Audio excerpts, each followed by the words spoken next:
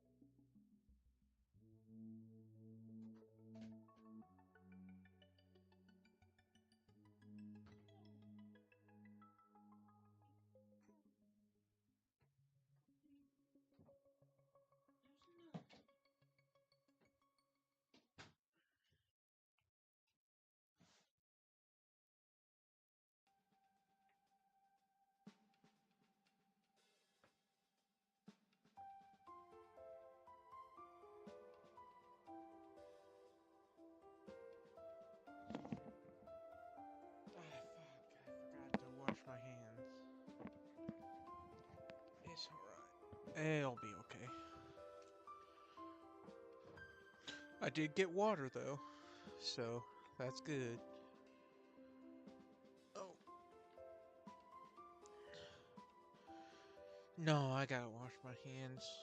Maybe brush my teeth too. No, wash my hands.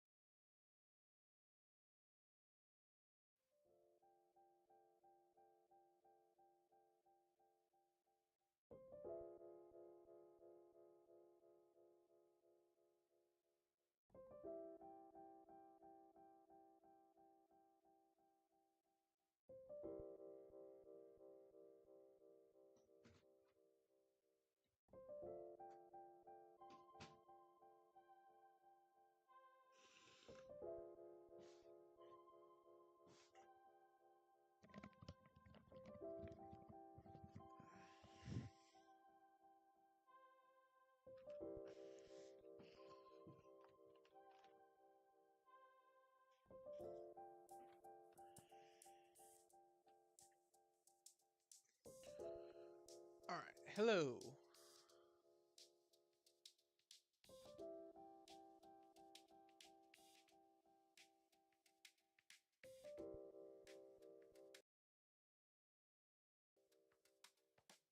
Boom, boom, bam, da, da, da. Hello.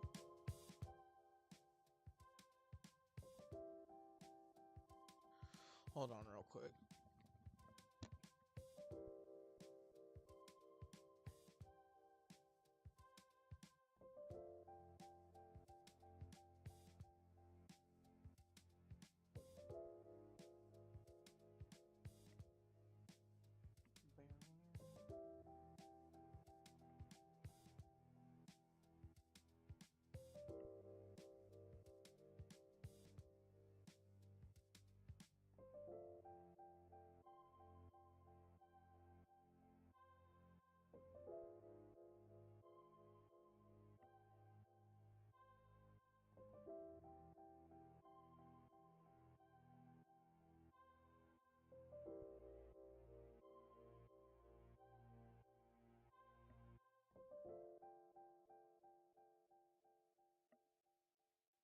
Hello?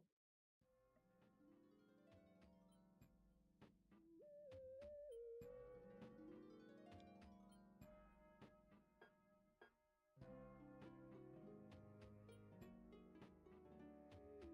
can probably blow that.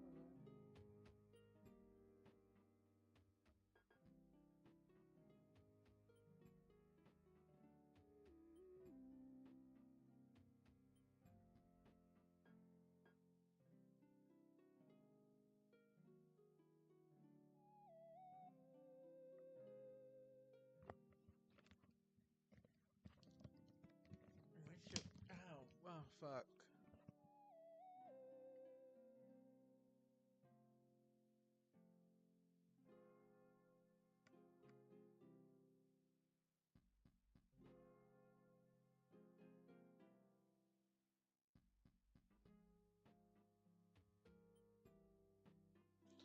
Alright, we're good. Alright, so you can hear that. So I guess it's good.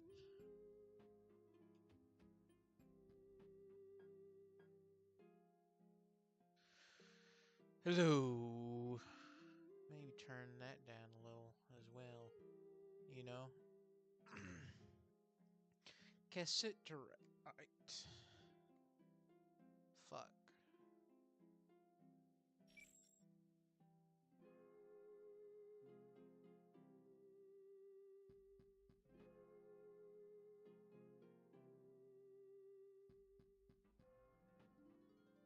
Not gonna pronounce pronunciation. Cassiterite. Cassiterite. You can fire weightless and ricocheting black stars that become spikes which impale targets they draw near to. Grapnel. You have the ability to produce 6 harpoons from your torso. These harpoons can be used both as an attack as well as a way to pull yourself along as a minor mover ability. Light Star. You can create slow-moving projectiles around half the speed of a thrown basketball that you can detonate concussively at will. You also have a secondary ability that allows you to see in the dark. Alright. Secondary ability to see in the dark. Alright.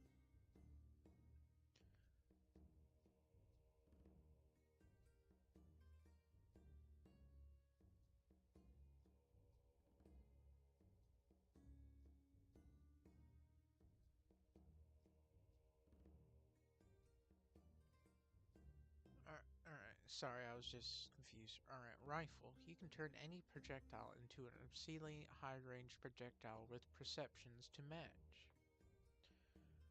Alright, slingstone. Could that work with that one?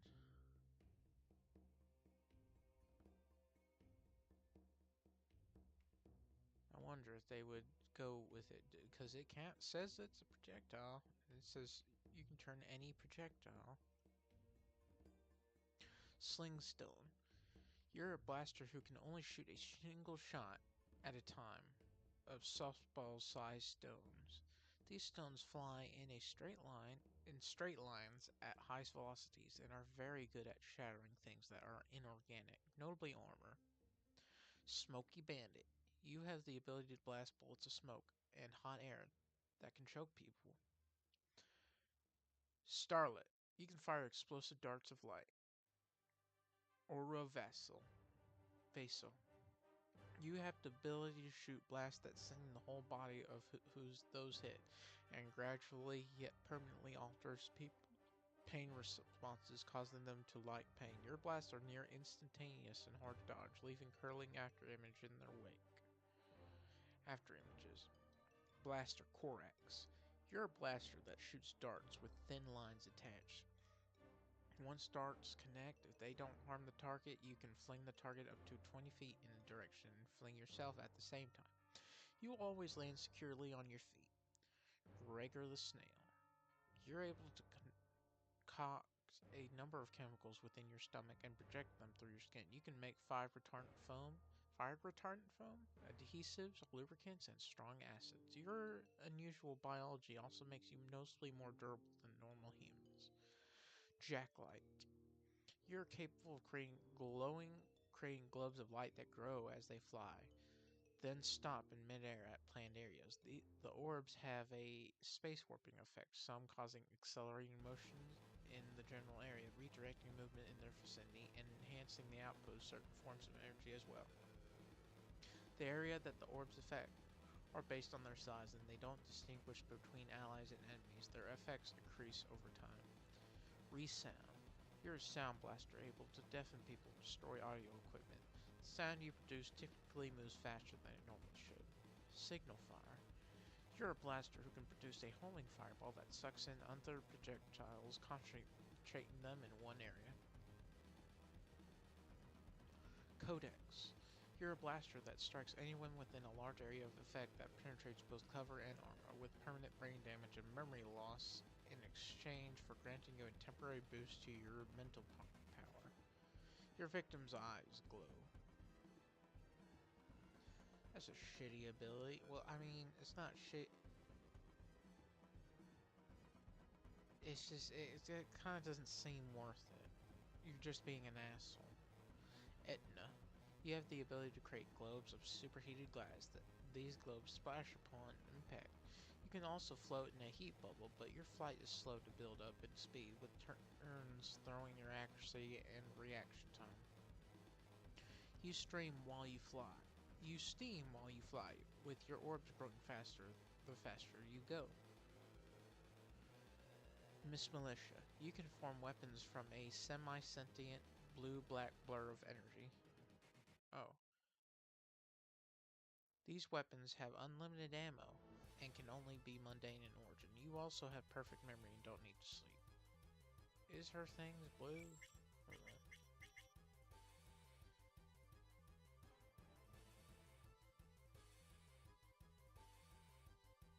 To use sight. Miss.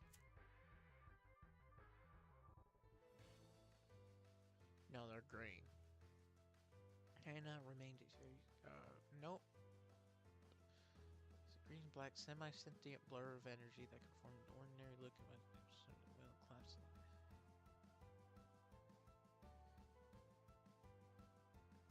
Very slightly, as if alive. Further energy will about 10.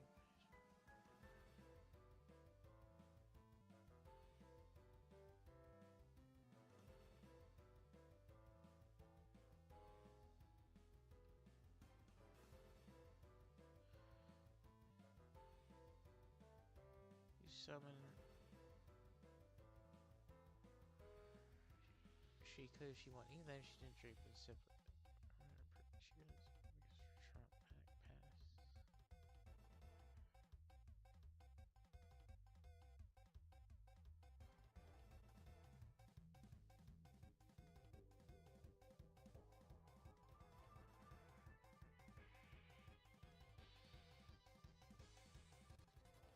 Alright.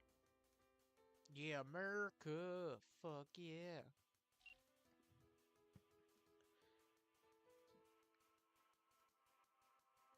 Alright.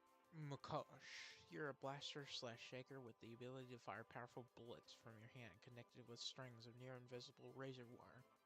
Your bullets resembled a conch shell. You could embed a series of bullets in the walls of an area, rendering it passable.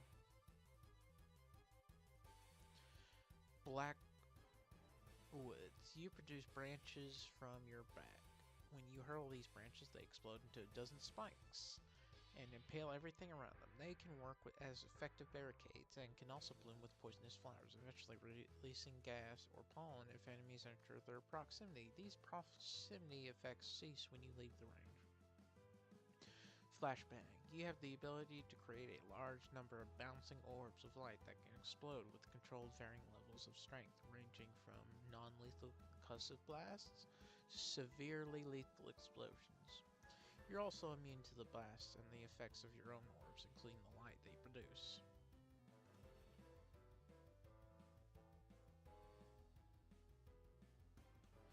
Correct. You create buds that unfold into complex crystalline shapes based on a timer or upon impact with a target. These buds aren't longer than a foot and have a large toolbox of potential uses with abilities like bonding to surfaces, setting touch things on fire, canceling out chemical reactions, and messing with tinker devices. You also have an enhanced awareness and processing ability regarding fine details. Essentially, it's a pericog, being able to track things like that, like a swarm of insects.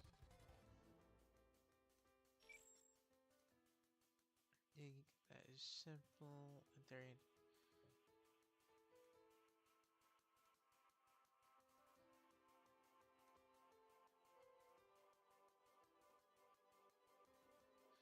Ability to know around things. Alright. Spitfire. You have the ability to spew geysers of napalm-like liquid chemical from your mouth that ignites on contact with objects, creating intense flame that can melt concrete, stone, and steel beams. You aren't meant to protect it against heat, since the liquid you spit is inert until it makes you contact with someone/something. Auger. You have a blaster ability that manifests as a beam of light. With this beam of light, you can bring things in from other dimensions. This ability follows a set rotation. One beam replaces everything it hits with sparks. The following beam replaces anything it hits with flower and pollen. After a time, these flowers and pollen will revert back into wherever they replaced. The next beam is one of radioactive desolation. You can travel interdimensionally by focusing your beam on yourself, appearing in a radiation-blighted city for as long as you can hold your breath, unless you want to breathe in radioactive dust. Titan Auger. As a Titan, your blaster power is vastly amplified. You also gain a Tinker aspect and can dismantle parts of Tinker Tech to make use of them as raw materials for your inventions. This Tinker Tech can further enhance your blaster abilities. Fume. You can cast out large, baseball-sized bullets that move with enough force to break bones, one from each hand per 2 or 3 seconds. These bullets, on striking a surface, produce a cloud of sulfurous gas. The gas has a smell comparable to rotten eggs or skunk, and produces an immediate, albeit mild, burning sensation, particularly around the mucus glands. Jouster. You can channel your power through a lance, but for it to work, something needs to be struck with your lance's end. The effects range from concussive blasts, elemental attacks, suction and disintegration, etc. A mover ability giving you a short burst of speed to close in on the target is included to assist in effectiveness. Kitchen sink. You can spawn random items in your hands. You can't choose the items that appear, but they are usually suitable as weapons. Examples include a machete, a gallon tank of fuel, a textbook, a manhole cover, a large bottle of alcohol, a lawn dart, a burning plank, utensils, a vase, toys, a stick of dynamite, a metal stein, a pipe with a shower head attached. Something that created a cloud of gas, and a handful of foot-long centipedes. You also have a minor brute rating that can be used to throw these items at high velocities. Lady Photon, you have the ability to fly, create energy blasts from your hands, and create force fields. You can gather energy in your hands, which you can spend to shoot sprays of laser blasts. Your blasts are strong enough to get through bone plates in one shot. When people are hit by them, they react as if they were punched. Even fired individually, several successive blasts are enough to beat a person to a pulp. Your shields are broad enough to protect other people, described as a wall of light, transparent. You can use your force fields as a first aid measure, shaping them to cover a wound, though they are rooted in place unless you make them a bubble around yourself. You can create a small force field to help you lift someone. You're resistant to blinding lights and additionally can see in the dark. Quarrel. Your attacks bend space to create perfect accuracy, never missing a target within range. Seer. Your ability is twofold. First, you can noisily blast out shadowy lines. Where these strands land on any surface, silhouettes made of shadow appear. The connective lines count as living tissue for some powers under the Manton effect. As long as clones are created, and there can be as many as 12, you're able to swap places with the clones. Further, these clones can act independently of you, following your directions and general intent. Clones and lines can be affected by powers such as force fields, tinker guns, and blaster powers, but not by tasers. When hit strongly enough to damage them, the shadowy energy tends to dissipate. Tunguska. Tunguska. You create large-scale, powerful energy blasts. However, they can only move 15 miles per hour and must be created 4 feet away. Halo. You generate a 5-foot wide, sharp-edged gold hoop that you can move at will and which can generate force fields and lasers. You can use this to fly. Your lasers are continuous beams of golden light, and you can generate multiple beams at a time. Your force fields are immobile and generated around the ring. In order to protect yourself, you'd have to recall it to your side and remain in one place. You can double the hoop size. Laser Dream. You have flight, energy beams, and force fields, but with weaker shields in exchange for more powerful beams and flight. You can fire crimson concussive blasts that are judged strong enough to affect Leviathan and break his grip. With continuous fire, you can clear rubble. You can fire them from your hands or shoot a fan of beams from your fingertips.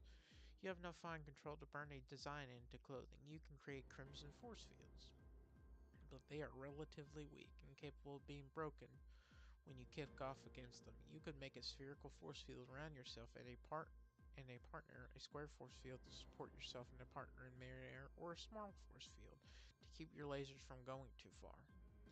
Your flight is fast and mostly limited by your motion sickness. Lugia.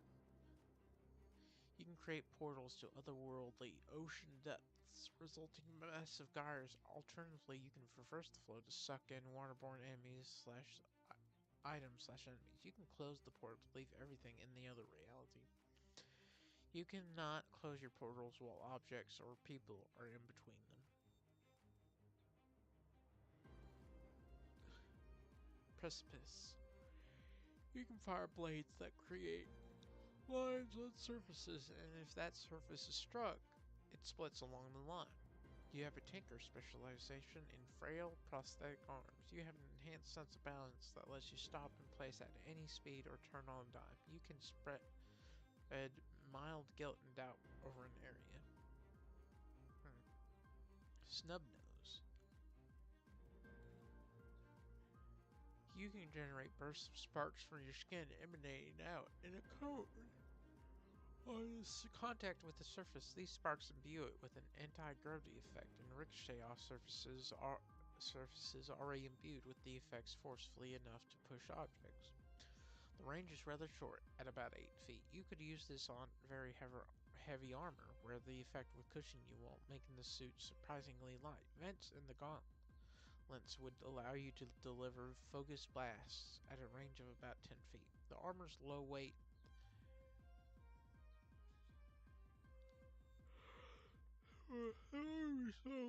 thanks to your power, would allow you to move surprisingly quickly if needed. Individuals struck by your power may be flung by the combination of anti-gravity and forceful ricochet. In a confined quarters, the sparks may fill the area, disrupting foes or teammates. Heart Soul. You can launch barbed tethers in long-distance shotgun sprays. Each connected tether poisons your target's blood and taints their body parts, slowing the healing of said parts. While this occurs, you rapidly regenerate yourself and restore your own condition. On perishing, you launch out hundreds of tethers for potentially hundreds of feet to drink and attempt to revive yourself. Light Slinger. You can convert I can fire almost any light in your close vicinity into a concussive laser cannon. The brighter the light source is, the more energy you can shape and direct. While your power can easily be lethal, you can moderate the output to less than lethal levels. You can choose to either adjust the output and intensity of one light source at a time, or you can amplify every available light source at once to devastating effect. Mayday. You summon large red spheres composed of abstract energy filaments from far behind you that can then be directed towards a targeted area. Where the energy impacts, a major yet discriminatory rearrangement ensues. Targets can be pulled to their feet or knocked down. They may end up facing another way, be placed behind cover, and innumerable changes are possible at the impact site. You and any allies can be easily accepted from this rule. On a smaller scale, you can shoot small blasts of energy to push targets back. Your energy balls are roughly the size of a trailer home and are summoned through various hand gestures accompanied by a black flare when they appear. Starting as orbs, that energy reforms as it moves through the air. Non-targeted individuals just feel a wash of warm air as the target touches them.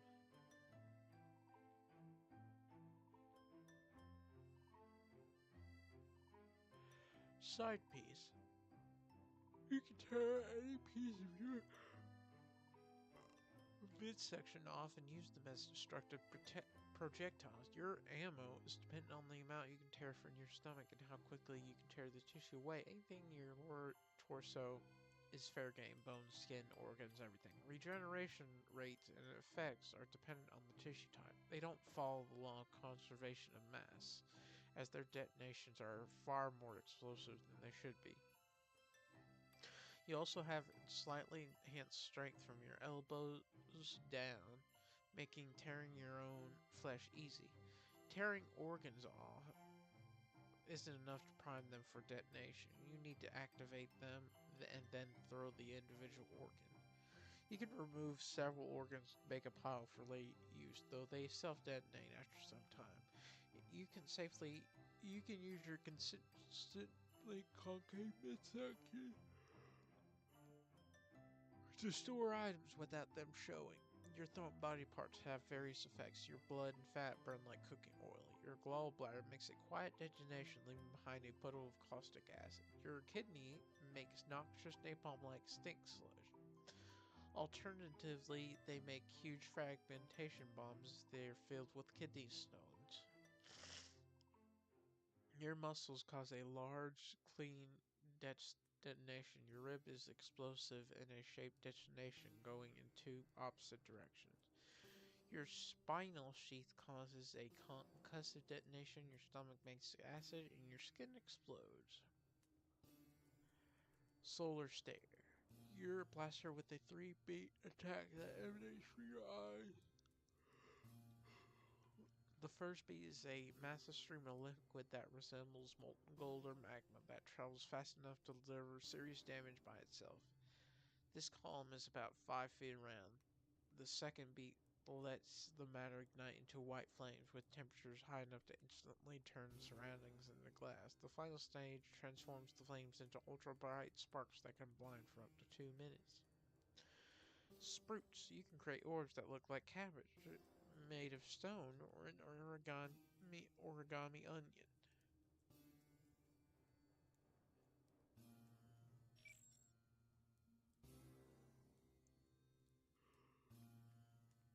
Origami onion. These projections have a disintegration effect that can eat its way through thick bone and stone and other materials. It can also be used to provide a limited clairvoyant effect on a target, leaving them unharmed, working as a type of body cert.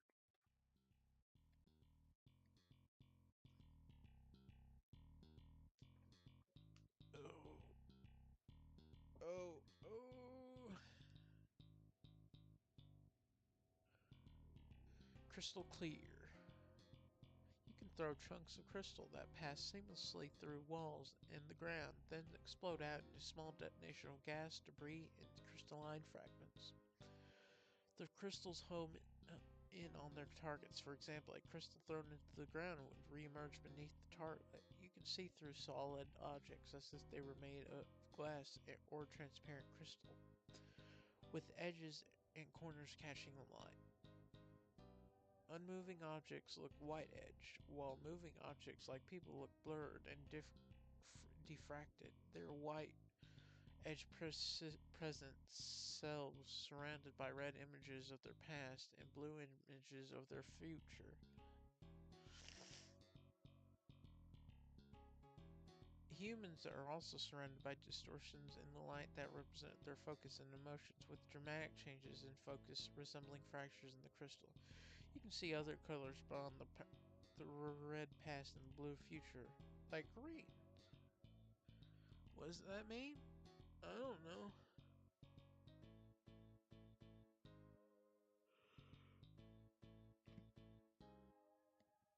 Fume. You can create fragile spheres of poison that explode on contact with hard surfaces. Hold on.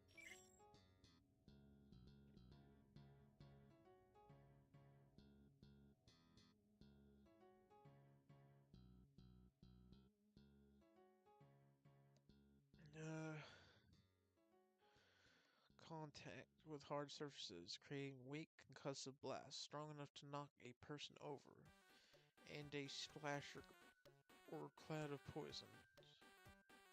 Spheres are solid and about the size of a billiard ball. Their color depends on the potency of their payload, ranging from yellow to yellow-green and further into black. The strength and proportion of your gas can be varied, usually being stronger if concentrated to liquids, where it can affect people on skin contact. Your poison can range from making people nauseous and slightly feeble up to the point of melting organic objects on contact. You can recall already exploded gas by forming new projectiles. You can also dissolve already formed spheres, however, it takes some time. You have control over your spheres, able to launch them in straight lines at records level picture speed. Course correct them mid-flight, or make them orbit your hand in an eclipse. You can manifest multiple spheres at a time, and send them all at once. Your gas does not obstruct you in any way. Titan Eve.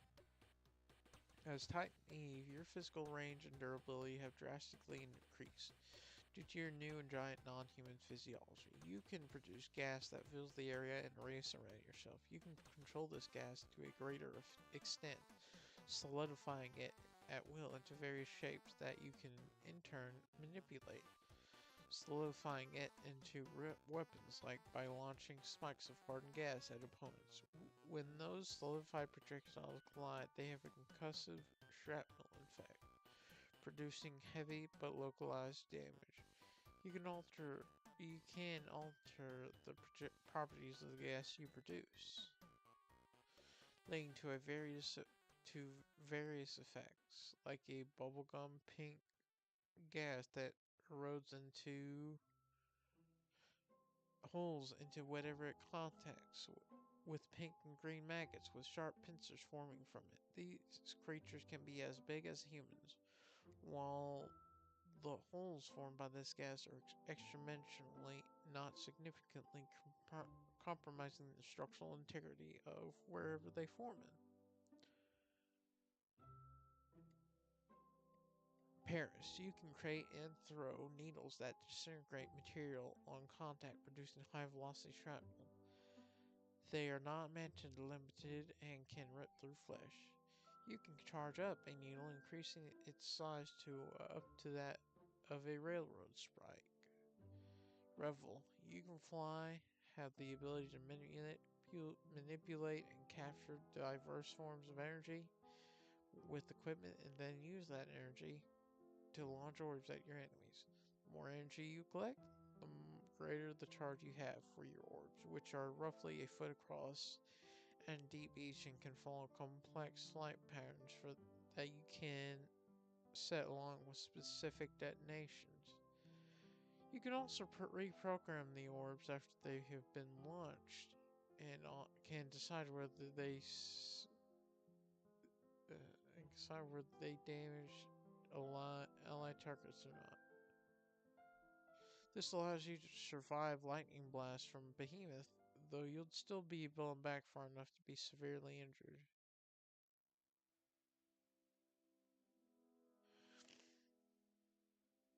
Finale, or final. You can create sonic orbs by pointing and shooting, or with throwing motions that concussively detonate when they connect.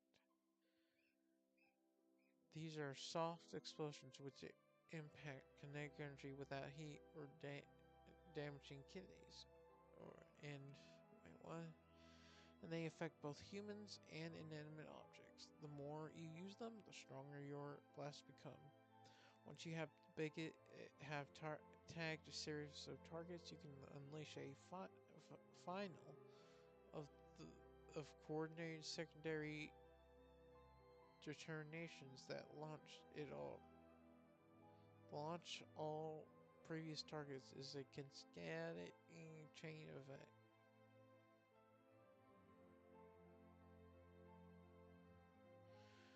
With the help of making omnipoia, you can shape and regulate the initial strength of your blast. E.g., the purpose imitation of a gunshot can be put a hole into the gun steel, even as a download the overall charge. It also extends your regular speech, which starts triggering power effects when your power is restless. It takes this time to hold up a new finale after using it. How the finale becomes less precise as the number of targets and the step time increases if you delay. Some skill is involved in controlling the finale. You have some innate durability.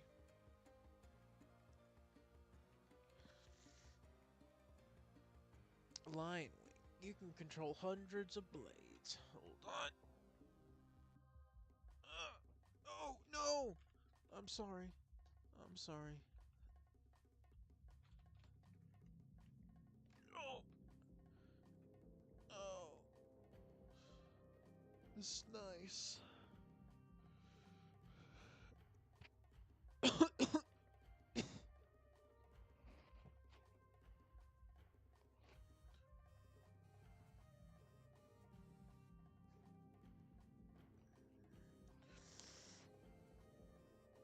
Oh, this is nice, just laying down. You can control hundreds of blades. Oh.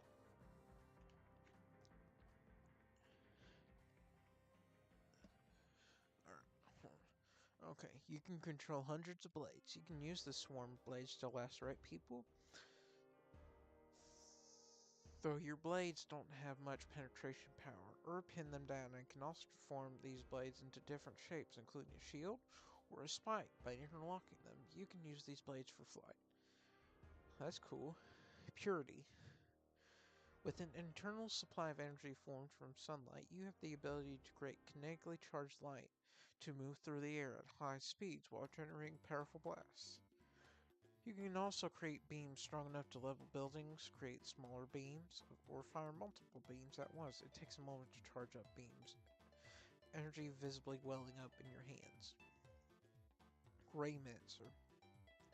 You can create innumerable energy blasts and beams, condensing and refining them to devastating effect using a lens that you can project and control. You don't need a straight shot to hit your targets.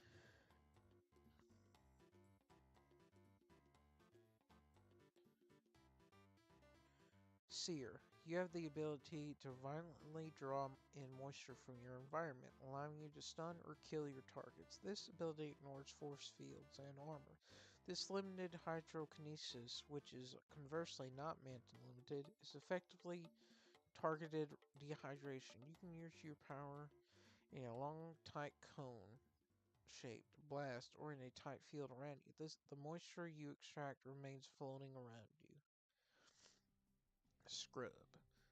Your power constantly generates beach ball-sized spheres of energy in your immediate vicinity that manifest as flashes of white light. Your shard finds a parallel Earth with roughly corresponding architecture and swaps more permanent elements of this architecture in as needed, while shunting any remaining matter caught in these blasts out to that parallel Earth. Thus, your spherical explosions appear to delete matter, but typically leave the ground and buildings intact, because they are effectively portal cuts that also swap select elements in to avoid tearing up your own footing. As such, your power never blasts the ground out from under your feet. Your spheres of energy are all or nothing. Their shunting/swapping of matter cannot be blocked by any non-perfect defense, including the Embringers. You can push your power into overdrive to generate explosions more frequently. As your power is heavily interdimensional, your power is always on. You also have limited control over your explosions in power, as the placement of your explosions is somewhat random. As such, to avoid any friendly fire, you must keep your distance from allies. You also can't really control where your blasts hit with any degree of accuracy, as you only have some ability to dictate the general direction and frequency, i.e. spam a general area. Your power has a relatively short range of no more than around 20 feet. Big picture. You're a thinker who can focus on things and form a clone of your mind that has oh, fuck. Hold on.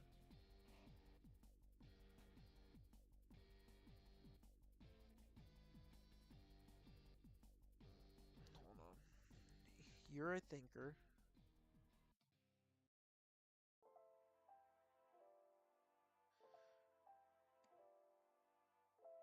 Big picture. Hold on. Oh, man.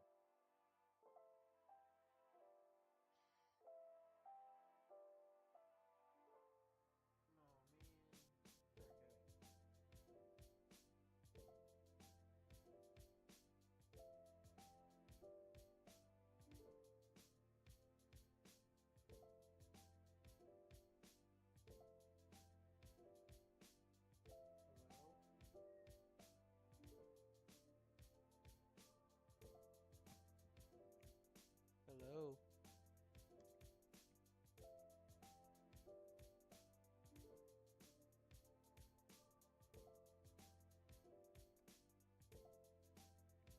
Hello? Hello?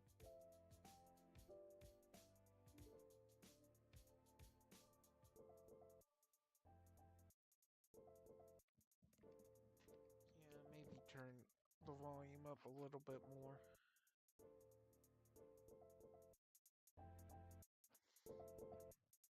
Yeah, let's go with that. Bow now.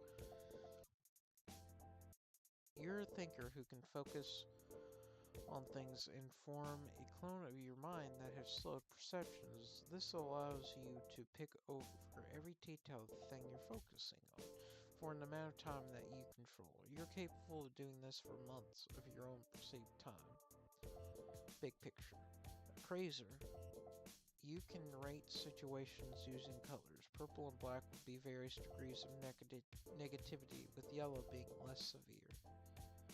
11th hour. You can provide numerical threat ratings for situations with higher numbers being worse in severity. 9 and 8 for highly dangerous situations, with 3 for a less dangerous one. Black Forest. You eat babies, drawing them into your center and building around them, with antenna-like branches that reach out to connect to others and turn emotional connections physical.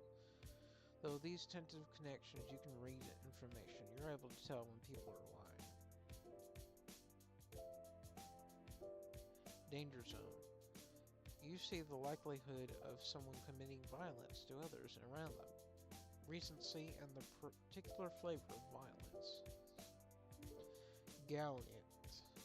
You can see emotions and can shoot emotion blasts. The stronger the emotion you're blasting, the more force comes with it. Map right. You can grant any information you know to others via touch. The transfer will be accompanied by a pink flash, and the targets will intuitively know the content you've transferred to them and understand them better than mere words can convey. Nero. You can create a couple of things that you instinctively know the location of, enabling you to tag people and track them. Sean Gilpatrick. You have a thinker ability that allows you to physically see the lies that people tell themselves. You can turn this off by concentrating. Squint. You're a thinker who can see contraband and other hazards. Uber. You can master any technique as long as you concentrate. You can only have one technique at a time, and you do not have an understanding of the broader skill. Venerum. You have thinker ability that can invasively evaluate the mental condition of a person. Operator Red. You have a combat-oriented thinker ability with a specialty in knives and bladed weapons. Your power lets you know the most effective place to put knives.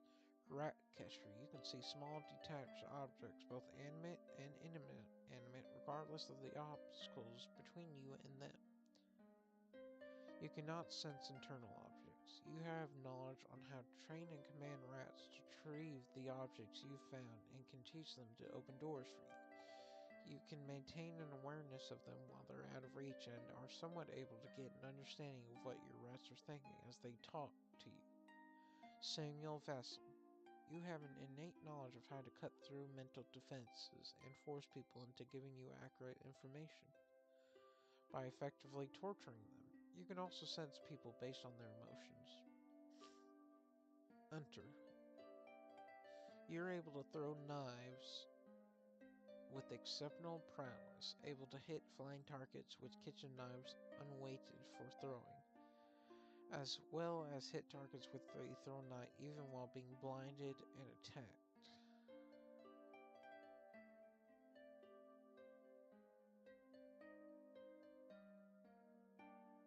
That would be good with Operator Red, I guess. Brain Dead. You're a thinker who gets a clairvoyant awareness of a pre-designated area XYZ plane.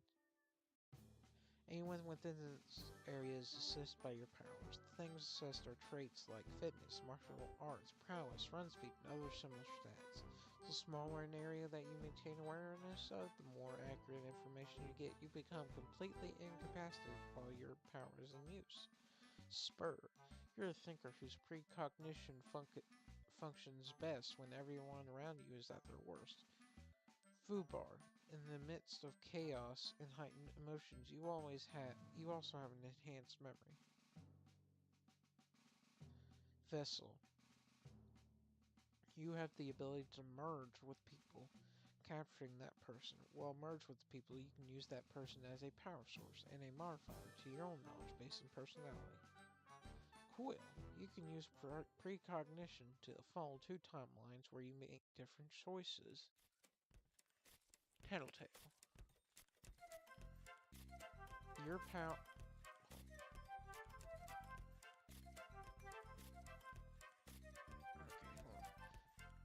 Tattletale. Your power helps you deduce things oftentimes without sufficient evidence. However, without enough evidence, you can get really incorrect answers. You will get headaches if you use this power too much. Arbiter. Hold on.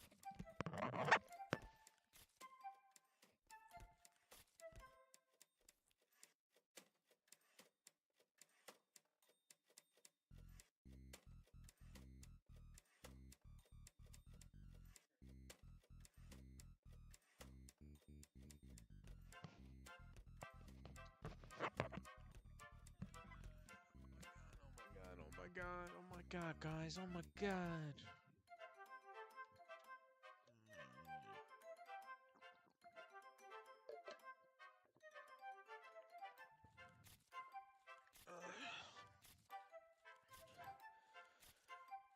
Arbiter, you have a minor force field, sonic lasers, powers, and a social thinker power that makes you aware of the threat level of individuals associated with your target, not including that person in terms of color. You can also learn languages unnaturally quickly. Your comprehension of advancing from broken to flawless after 3 exchanges with the native speakers. Huh, that's cool. Bird Brain. You're a clairvoyant thinker with a specialized understanding of anything above you. You have what is described as top-down clairvoyant awareness. You're extra efficient with a gun. While using a gun, you move it normally from left to right, but almost instantaneously up and down. This means if you aim, you're guaranteed to get a hit if the gun is at the right point horizontally. as you will automatically be able to make any headshots. You also have enhanced hearing. Figurehead. You're a paracog / limited clairvoyant who can read a large amount of information from a person. This power gives diminishing returns, however, as the subject becomes more and more familiar. For unknown targets, this allows you to predict their strides and counter them, using their predicted movement to your advantage. You're unimpeded by obstacles like walls, allowing you to see through them where they're going. Homer. You have a deadly accuracy power that allows you to hit a baseball into angles that will inevitably hit somebody's weak point, like their temple or heart. This tends towards the lethal side. You also have the ability to make things ricochet on contact with the surface, with the post-ricochet being even stronger. Pinpoint. You have an ability that grants you complex analysis of observed objects and individuals, including observation of past, present, future physical composition, and wink points. Victor. You are a skill thief, with the ability to absorb practical expertise when you spend time in the presence of. The skills you can absorb can be increased by things such as eye contact or physical contact, with each connection made increasing the breadth and depth of what you are able to steal, whether a specific skill or a target's general skill set. Unless you completely steal a target's skill, they will regain the skill over time. The Nemean Titan. As a Titan, your power increases dramatically in strength and potency, affecting everybody within a certain radius of yourself, effectively giving them brain damage. You can apply your power through objects, including air. You gain an increase in power or confidence for every person that you drain. You're incapable of stealing / draining power-related skills. Junko. You're a thinker who can take a block of time to survey an area and gain precise clairvoyance and detailed information on that area, down to dust particles, history, who has been there, people's routines in there, and some inklings about events that may come to pass in that area.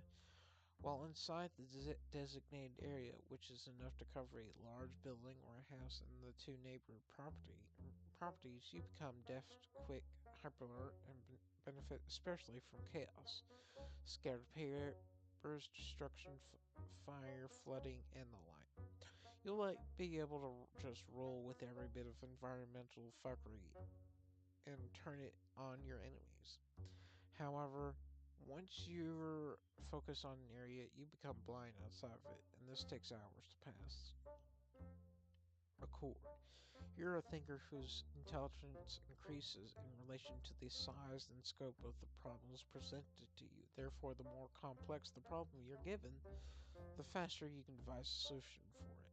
This applies to a wide range of applications. From your perspective, your shard feeds you estimates and information with whatever task you set your mind to. An example would be solving world hunger using only a telephone and the internet in less than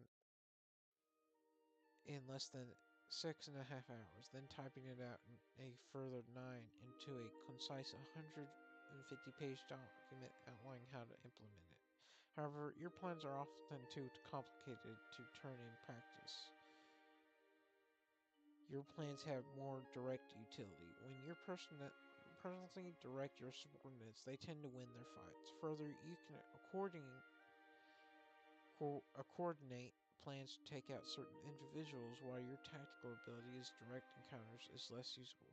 You're able to create elaborate physical and social traps. Other thinker powers can interfere with your abilities, and your plans have blind spots if other thinkers were to step in. Your power affects your behavior. Specifically, it makes you hyper-aware of disorder and things that are out of place, so much so that even minor details can drive you to homicidal rage.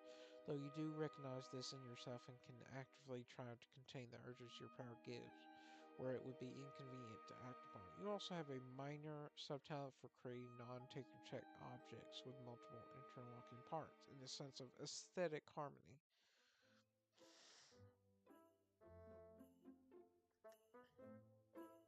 Arima.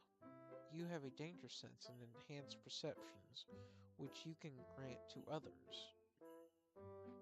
at the cost of losing it yourself with the duration you granted. You can only empower one person at a time in the line of sight, but you can rapidly switch who has your powers. People using your power are better able to evade attacks, dodging blows they shouldn't be able to see coming. You and everyone under your empowerment has glowing yellow eyes.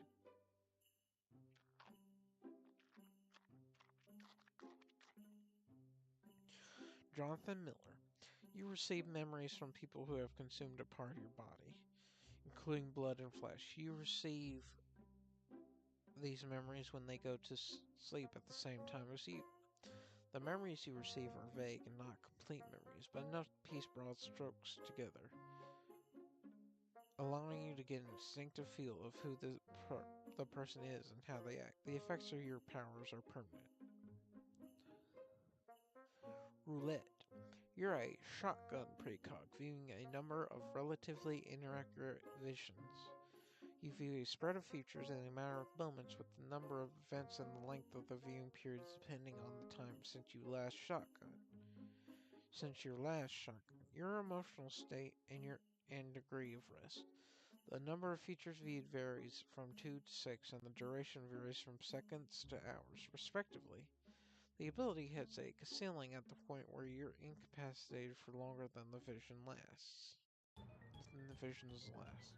Capabilities and priorities you observe are reasonably accurate, but events can diverge wildly. You get your best returns when you've been in direct combat. Your power might be observing possible worlds and then extrapolating one possible future of that possible world. However, your power sometimes seems to actively work against you and your allies' attempts to figure it out, especially if you're avoided combat.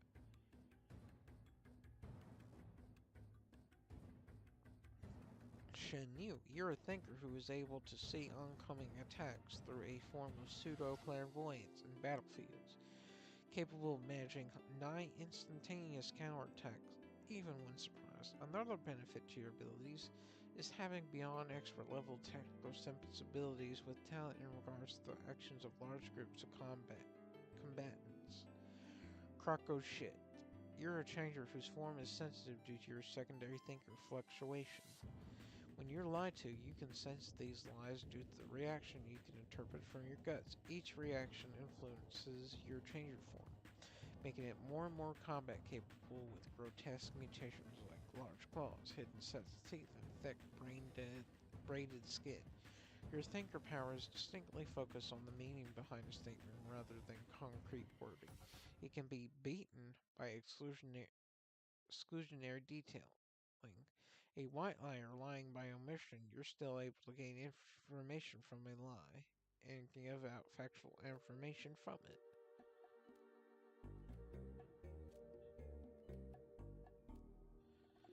Horizon. You possess 3 types of enhanced senses and can only use one at a time. Zoom sight with simultaneous viewing and processing of multiple scenes and FOV. Sight through inorganic material, which can be used to locate persons through walls. Organic sight that allows you to see the inner workings of an individual's body in detail. Your primary offensive power is an explosive touch linked to perception. This ability is linked to the quality and quantity of your focus on a target, ranging from delivering blows at 5 or so times the usual strength to obliterating large vehicles. The variness and effectiveness sometimes drastically changes from one moment to the next. 1. You are a brainwashing thinker. March. Your primary power is an enhanced sense of timing that requires you to have understanding of every factor involved in the task at hand, whether it's the environment, fitness, parahuman powers, or any other relevant detail. You have a brightened sense of intuition that helps you precisely determine the optimal course of action for each situation. This makes you unreadable to other thinkers. Your second power allows you to infuse non-limiting objects with the ability to ignore slack laws of physics, and those infused objects exist simultaneously in all dimensions, including their own, allowing even a stick to cut through the hardest materials. Your third power allows you to create timed explosions through basically drawing a fuse. The length of the fuse affects how long it takes for it to explode. The fuse looks like rippling water and has hues of blue, purple, and black, with those hues only disappearing 1 to 2 seconds after contact between you and the fuse ceases. A flare, purple and blue with black, is the center start where the fuse originates, and this explosion occurs when it reaches where the fuse ends. The explosion disrupts breaker effects, and you have an intense sense of accuracy. Code Cassandra. You can predict the future as percentages. Doing so too much will give you headaches. Striker. Changer. Leister. You can distort and extend whatever you're touching at a fast speed, helping you move or strike enemies from afar. Mirror Mask. You have the ability to temporarily turn the people you touch into audio-visual copies of yourself. These copies can infest others they touch, passing on the remaining duration instead of renewing the duration. This does not override the subject's identity in any way. It's effectively a solid light disguise. Prong. You have a striker/master power that allows you to create a copy of yourself so long as you're making contact with an enemy. Cinder Hands. You can create fire from nothing that is capable of burning through bone. Your hands and arms are burned black up to your elbows, resembling a log gone cold in a fireplace. Captain Claw. You can create a bestial image over your upper body that can attack the things around you. The projection has considerable strength and regenerative abilities. Cascade.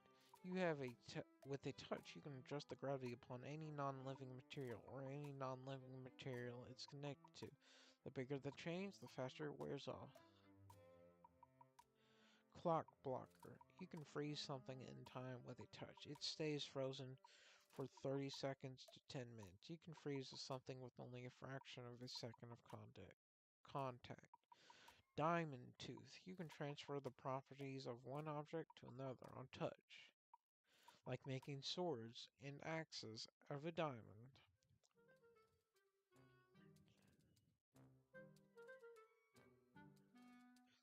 One object to another on touch. You can embed your limbs into a surface to project a larger version of your limbs some distance away at a similar surface. Little Midas. By touching an object with one hand, you can produce a copy of it with your other. These copies are identical to the originals except for the fact that they are black like obsidian or onyx. You can make the copy objects disappear at will. You are capable of turning the air itself into an object, for example, to create a statue. Echo Chamber. Every time you hold an object, it is stored within a mental catalog, allowing you to summon a perfect obsidian black replica at will. These copies retain all the proportional properties and mass of the original objects, but they are weightless to you, allowing you to handle even the heaviest items with ease. To anyone else, the replicas behave as if they have their full mass and function, giving you a powerful advantage. No longer needed, the items dissolve back into your mental inventory, ready to be summoned again. You only put into the catalog stuff that you can hold and carry, so error cannot be placed in the catalog. Mystic Magic Impaler. You have the ability that works through your weapons, which varies based on whether you swing it, thrust it, or keep it still. For example, keeping it still makes it unfurl, transforming into a shield, and spinning it creates suction. The Impaler Titan. As a Titan, you have the same abilities, but significantly scaled up.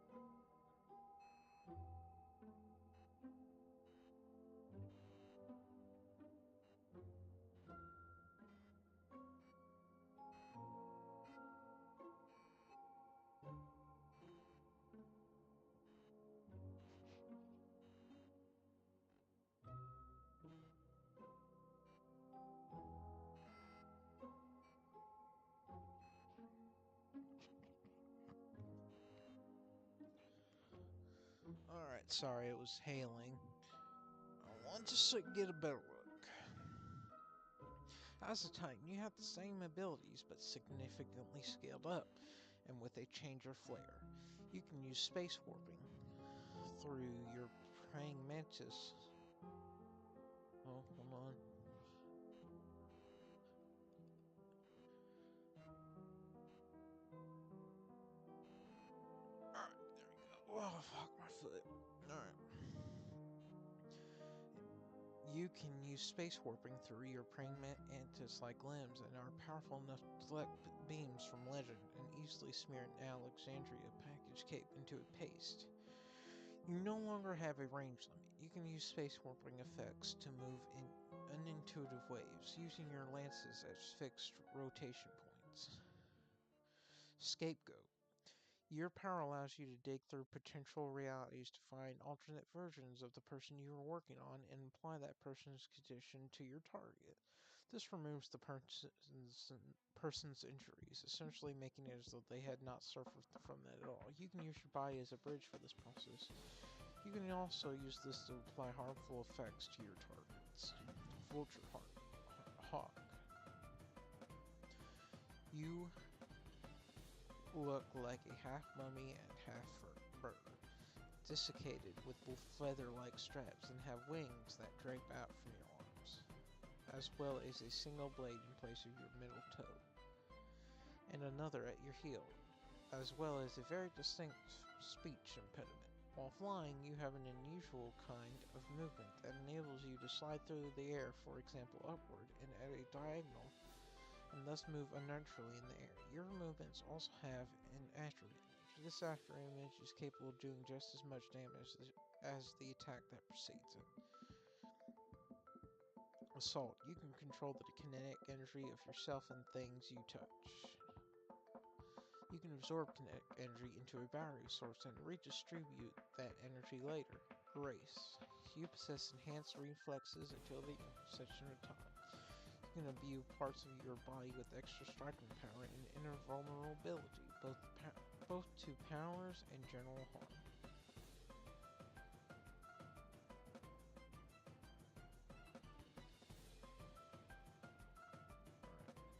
Hemorrhagia. You have the ability of limited blood control and some personal biokinesis, which allows you to create hard physical cutting weapons out of your blood and shields out of your scabs. Neuter. You secrete a hallucinogenic fluid from your skin at all times. You are noticeably tougher, stronger, and faster than a normal human. I really love reading this stuff, guys. I don't know about you, but I do. I like it. After touching objects, you can move the object at a set distance of exactly 43 feet along any horizontal plane. While moving, these objects are largely resistant to damage, though some affected materials do get damaged after heavy collisions. Small, handheld objects move at roughly 75 miles an hour. Moving 75 miles an hour. While objects the size of a car move half that speed. You can apply this effect to yourself. Hold on real quick. So, I'm just gonna give you a headphone warning right now. Alright. Hello? Alright. Then, hold on.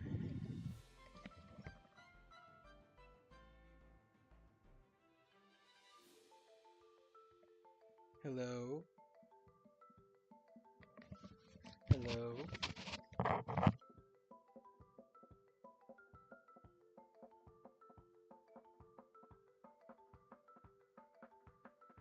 Hello?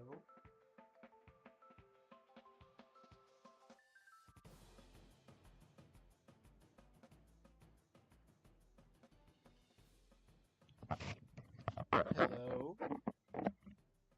Hello?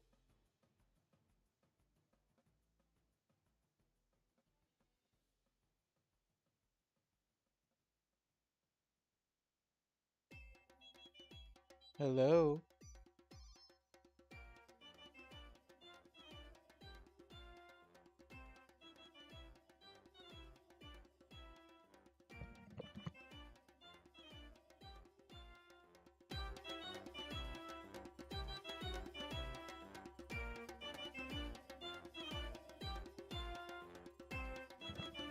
How's that?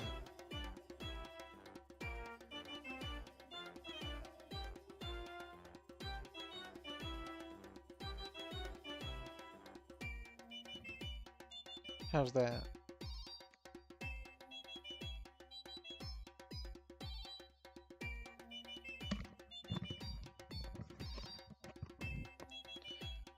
Hello?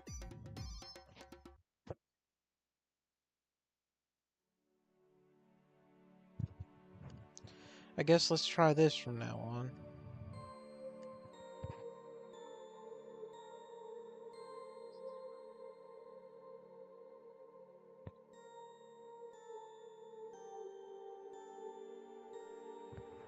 Alright, let's try that, I guess.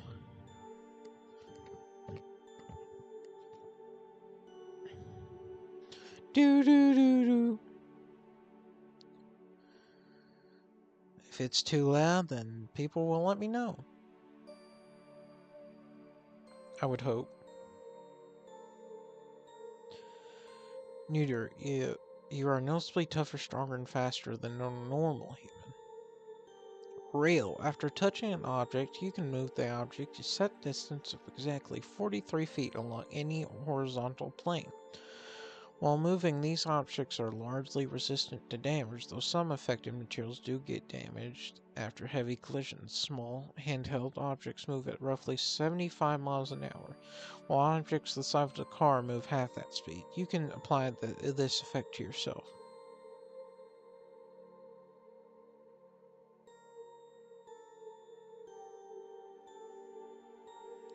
Brandish. You have the ability to create simple weapons and shields out of hard light that can be used to slice through steel or defend against powerful attacks.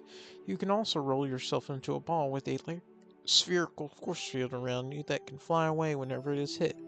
You exercise some control over the direction. While in the ball, you track your surroundings with another kind of awareness. You have some resistance to blinding lights. You have the Chevalier. Or Cavalier. Or Chevalier. You have the power to combine the properties of several items into one. Just to be sure. Search. Search.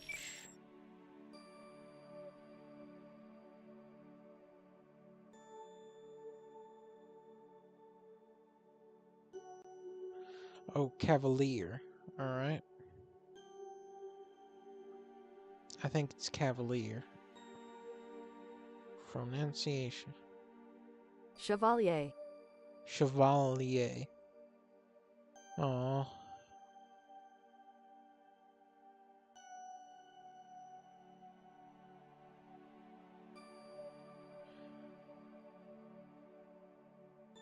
Chevalier.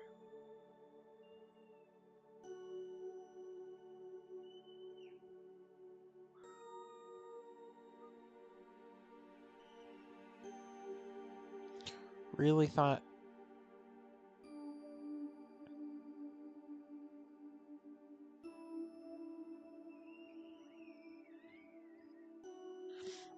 Chevalier. Chevalier. I'm gonna call it Chevalier.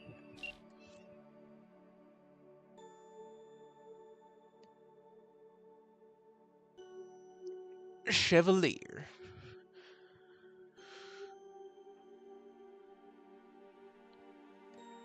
Yeah, Chevalier, man. Chevalier. Oh, shit. You have the power to combine the properties of several items into one, selectively taking their attributes into his primary weapons. You forgot to do that. I know you've copied and pasted this, but come on. Taking their attributes into a primary weapon. Your primary weapons. You need stamina and concentration to use this power. These different attributes appear as shapes and lines in an abstract representation of the object's properties. You can see glimmers and images that represents the powers of others. Dauntless. You can put charges into items to give them powers. This slowly makes them more powerful and a lot.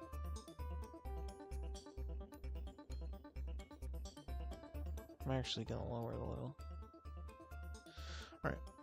You can put charges into items to give them powers. This slowly makes them more powerful. Active combat speeds up the collection of charges. The Chronos Titan.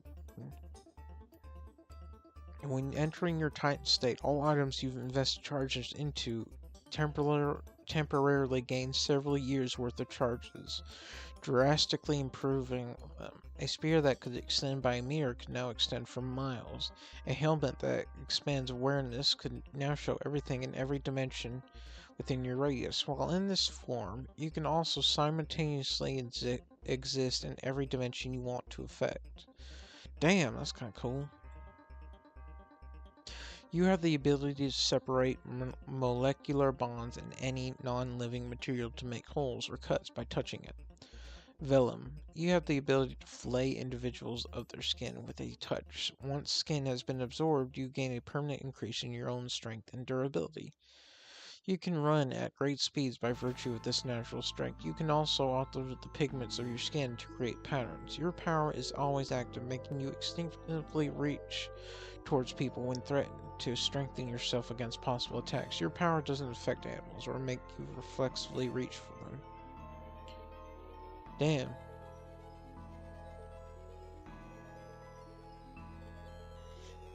Chastity Vassal. Upon making contact with a person, you can inflict distilled defeat upon them, usually taking that person out of the battle. Each person you affect appears to cause one of your fingernails to glow.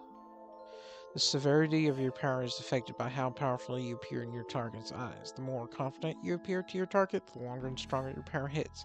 If their opinion of you is taken down, the effect dissipates on all that were affected, and you suffer the backlash yourself.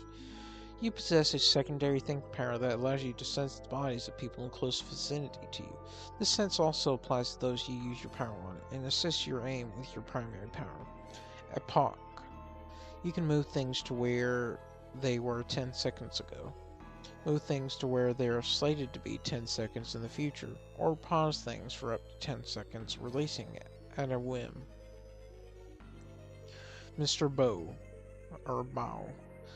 You have a bio-manipulation ability that allows you to change the bodies of people into grotesque forms. Examples include changing a boy into having the head and limbs of a dog, changing 3 women to look exactly alike, and aging a woman 40 years.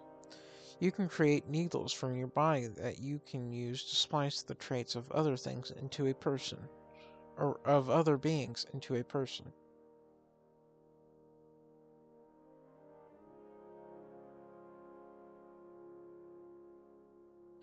The Ophanian Titan. As a Titan, your needle's effectiveness has increased dramatically. You're capable of fully mutating someone with only a momentary contact, and your victims are incapable of reverting. You can create monsters that are over 12 stories in tall, towering even over other Titans. The needles that you create can manifest from the ground itself. Thud. Your movement is augmented with shockwaves that allow kinetic extension, and any collisions you produce release blasts strong enough to knock down people at significant distance. You can use this ability to augment your movement speed as you're able to lunge and maintain that lunging speed. Ballistic. You can imbue any inorganic object you touch, from ball bearings to automobiles, with kinetic energy, causing it to go flying faster than the speed of sound. Flashpoint. You can ignite oxygenated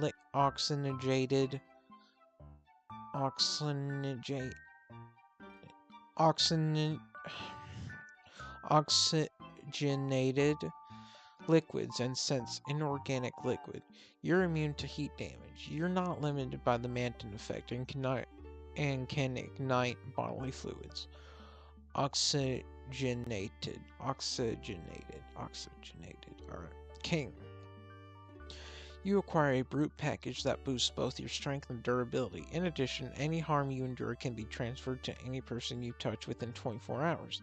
They bear the full impact of the damage, or a portion proportionate to the number of individuals in the chain of harm. The power Power's definition of harm is somewhat ambiguous, offering potential loopholes, possibly enabling you to evade situations akin to Grey Boy's time.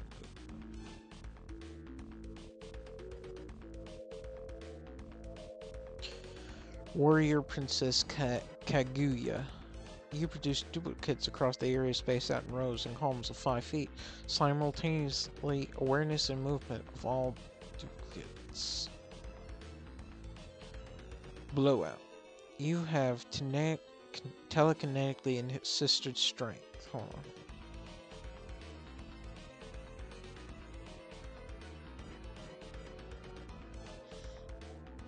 You have telekinetically assisted strength. Your strength and durability increase with the size of your audience and the reaction you get from them. Your secondary power feeds the same reactions that fuel your strength to leave your target stunned, reacting slower, or making them take longer to pick themselves off the ground. This effect is able to cause more permanent brain damage, prolapse. That's not a good word. You possess biokinetic durability, size, and a touch that turns individuals inside out. Oh, well, explains the name. Ravager. You can imbue weapons, objects, and ammunition with the ability to inflict gradually worsening wounds that smoke and sting. All wounds you inflict will bleed, fester, and permanently scar if not tended to, with scratches having the potential to worsen into evisceration. You have a clairvoyant awareness of those you wound. You also have enhanced strength, reflexes, and agility. Flechette/foil. You can infuse non-living objects with the ability to ignore exact laws of physics, including the ability to go through anything. You also have an intuitive understanding of angles and trajectories, as well as an enhanced sense of timing. Switch Hitter. You can enhance bats with different blaster effects that are activated by swinging them. Your power can be applied to several objects. One is an elaborate, ornate bat, which appears to be encased in glass or ice, with a localized galaxy in the center. The other bat is made of wood that glows at its core, and is wreathed in golden horns that rotate around it. Swinging your golden bat produces a large golden slash that is powerful enough to carve up a powerful brute, and you can double this bat in size. Your galaxy bat is stronger, but also messier. You can deliver strong, repeated swings even one-handed, and while exhausted due to your power, making your bats lighter.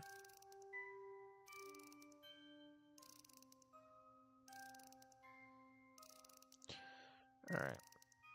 Happy Land. You have a striker ability that allows you to push people into a pocket dimension of your own making. In this pocket dimension, you effectively become God. Each person you put into your pocket dimension is allocated a 12-foot by 12-foot room that you have absolute power over, with the exception that you cannot expand it. Hoiden. Anything you hit will explode, while an attacker also suffers a retaliatory explosion should you be hit. You have resistance to damage from other powers, one that becomes better the further distance from your target, as well as basic strength and durability increases, letting you survive things like flailing from great heights. Indirect force can still affect you, though. Combined, these powers would allow you to take lightning strikes from Behemoth and fight hand-to-hand with CYOA. You also have some resistance to mind-affecting powers. Your power is under conscious control. You can suppress it.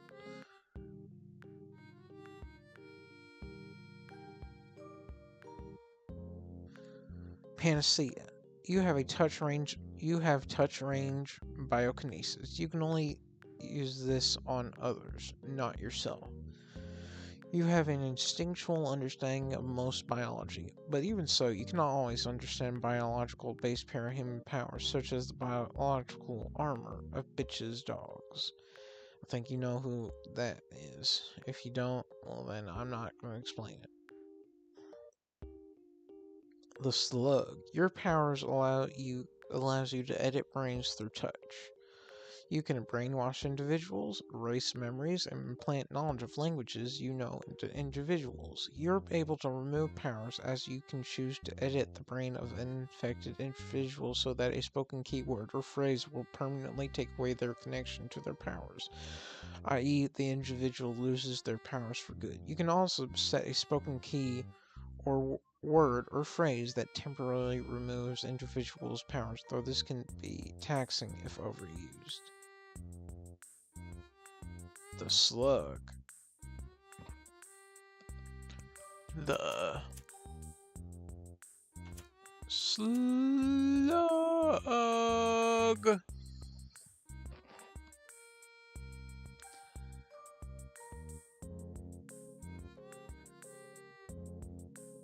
Barely able to move, limbless beast in the cauldron. As you ran. Slow sprite is powerful and brains brass of English into almost make that so much fun for setting up the Nemesis weak points from the Nemesis program. They have an in-house kit that allows them to remove powers if necessary. It's not real because the slug. It just says brain affects some people. Convict can set up this countermeasure by slowly asking the client to check in with the slug. However, he also speculates the caves that were not sure they could trade those without pre-existing strings to pull, or if a client later proves to be surprisingly indeed it was probably on Nemesis program. We're putting Cauldron affiliate people in years. Cauldron offers an incentive where a client can pay a good sum to have a case 53 or Cauldron subject. Help improve their position and reputation. This Nemesis, a particularly powerful enemy, would be brainwashed with an auto-lose trigger to get the client to say an easy win. Slug.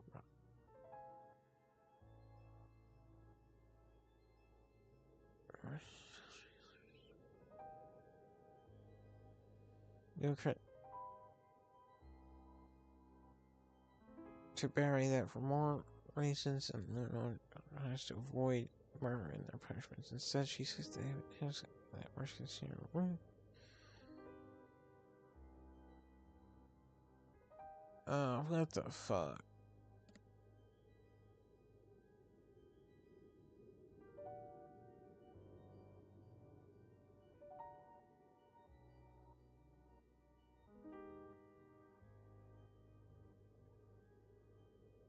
Left her. Ceased.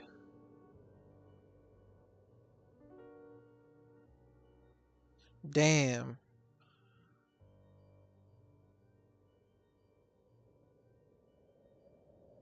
1, 2, 3, 4, 5, 6, 7, 8,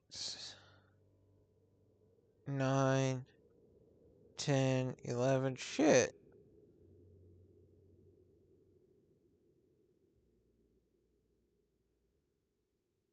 Only like 1, 2, 3, 4. Or no, 3. 2, 3. Damn. Oliver, or change of powers. Your face and body shift according to your basic perception of attractiveness, which slightly changes every time you see a new face to the point that even your friends will have some trouble recognizing you. Additionally, you can now become skilled mentally and physically at anything you focus on for an extended period of time. Throughout your changes, you will seem to keep certain basic physical features, such as your original hair color. Teacup, you can generate a porcelain shell around yourself. Alright. Kinda sucks. Genoscythe. You can create scythe blades out of your hands. Seashell. You can unfold into an immobile shelled form with multiple external brains, shelled lenses for perception, and pincer limbs for basic manipulation. Chugalug. You're a garbage processor or trash changer. By gathering detritus and sewage into your body, you can configure it into different forms. You gather this trash by consuming it or chugging it, turning it into any solid gas or liquid that you may require in far greater quantities than what you consume. Matryoshka. You can turn yourself into a mess of ribbons. Hold on. Nope, that's not what I want.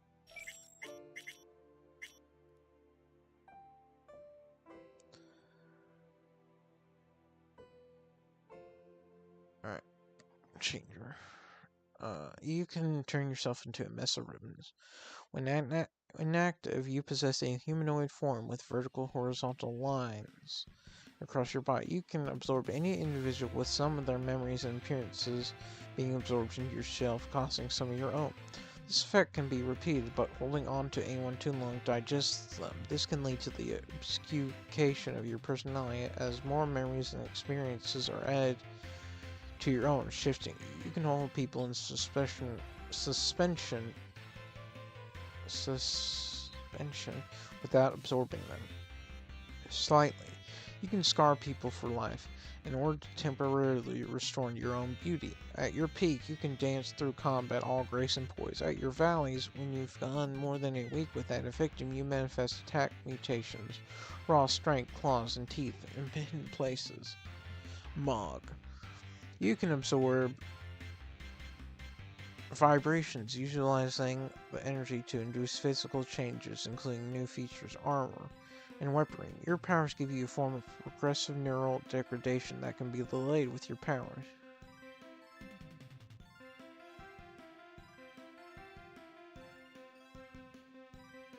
Mush. You're a changer who can form an expanded, amorphous, or vaguely humanoid body out of loose debris. Your body can divide, stretch, fork out, and reconfigure itself into a mass of tendrils, not dissimilar from massive veins and arteries that attach themselves to loose matter such as dirt, compost, junk, sand, or mud. Your body then brings this loose matter together around your body, allowing you to craft yourself a harder and bigger body. You can also redistribute it across your body so that if your arms are loaded with debris, you can move some of it to cover your torso or head instead. Marcus. You can manipulate bone. You can grow and shrink your own bones, but not other people's bones. You cannot control bones inside of people unless you can see them. But not people's bones. Alright.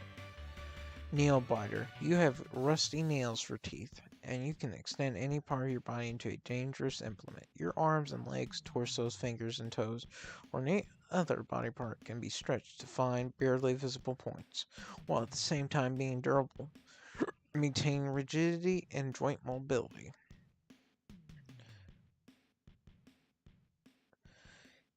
Or expand your face to... You can even weaponize your tongue, or expand your face to something more like a crocodile so that you can bite people. This interferes with your ability to speak until you turn back. It also gives you a certain amount of strength and speed, though this only applies to your changing form, making it possible to cover a good distance with your stride. You can also use your power to enter through tight spaces. Although durable, your stretched parts can be damaged and transfer damage once returned to normal.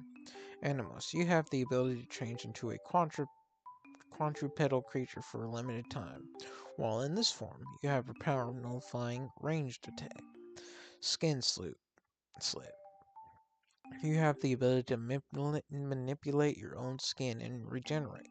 You can extend this ability by flaying people and stitching or stapling their skin to your own. Your regeneration connects the tissue and extends your power's breadth and reach.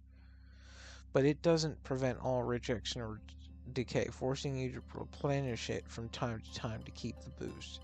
You can use this to climb buildings, break your fall, smother, and bludgeon your foe.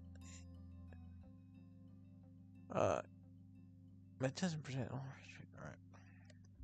Crawling in my acquired changer / brute skin. You can now manipulate your skin much more finely.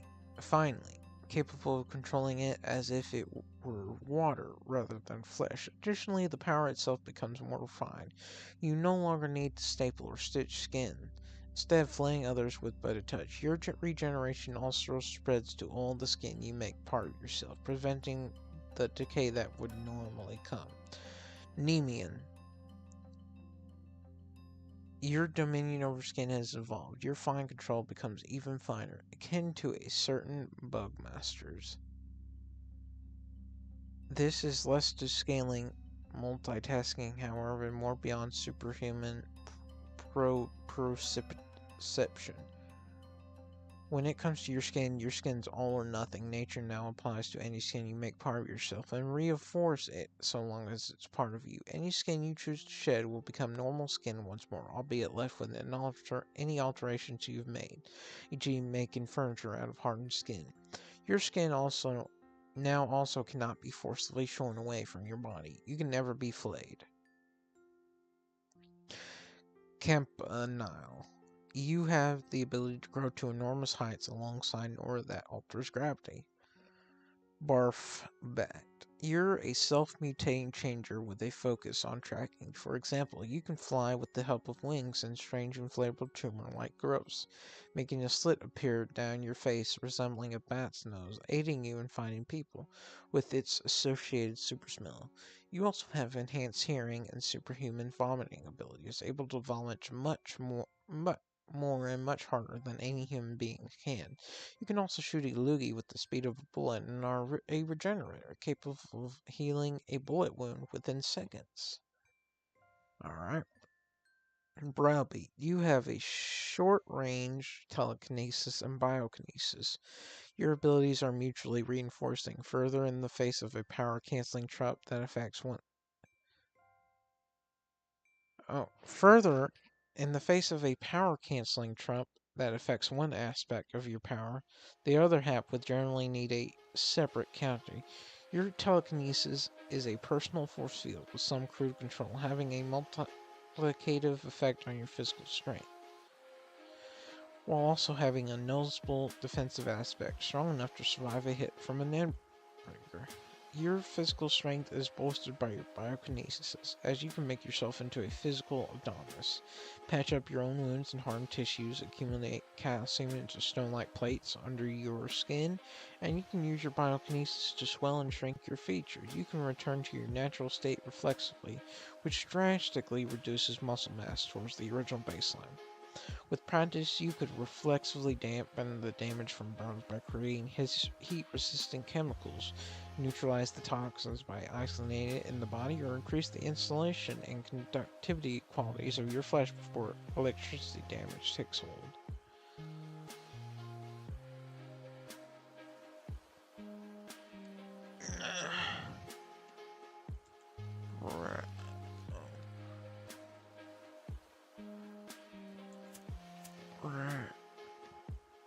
Ow.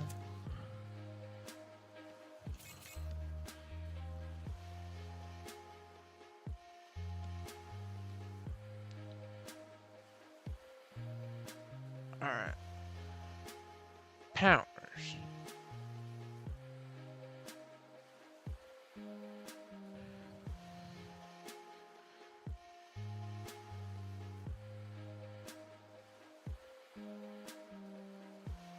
Powers can shapeshift. His power can be used on in general.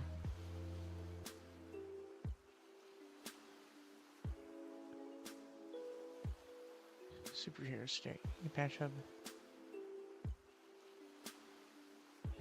one X so you can turn to the other and still put up a good. If he were to find Hatchface, the effects of his biokinesis alterations wouldn't be reverted and he could still trade blows. With somehow he could still rely on TK. Alright. Alright, that's weird, but alright. Foul Pig. You can swell into a flesh bubble with fast recovery / personal mutations if not popped in time. have some strength and size increases, but are slower while grown. You have the ability to roll with incoming impacts as if turning into a boulder, and can make a guttural noise to turn off others' brains momentarily, interrupting their thoughts. Hookwolf, you have the ability to change into a form made out of metal blades.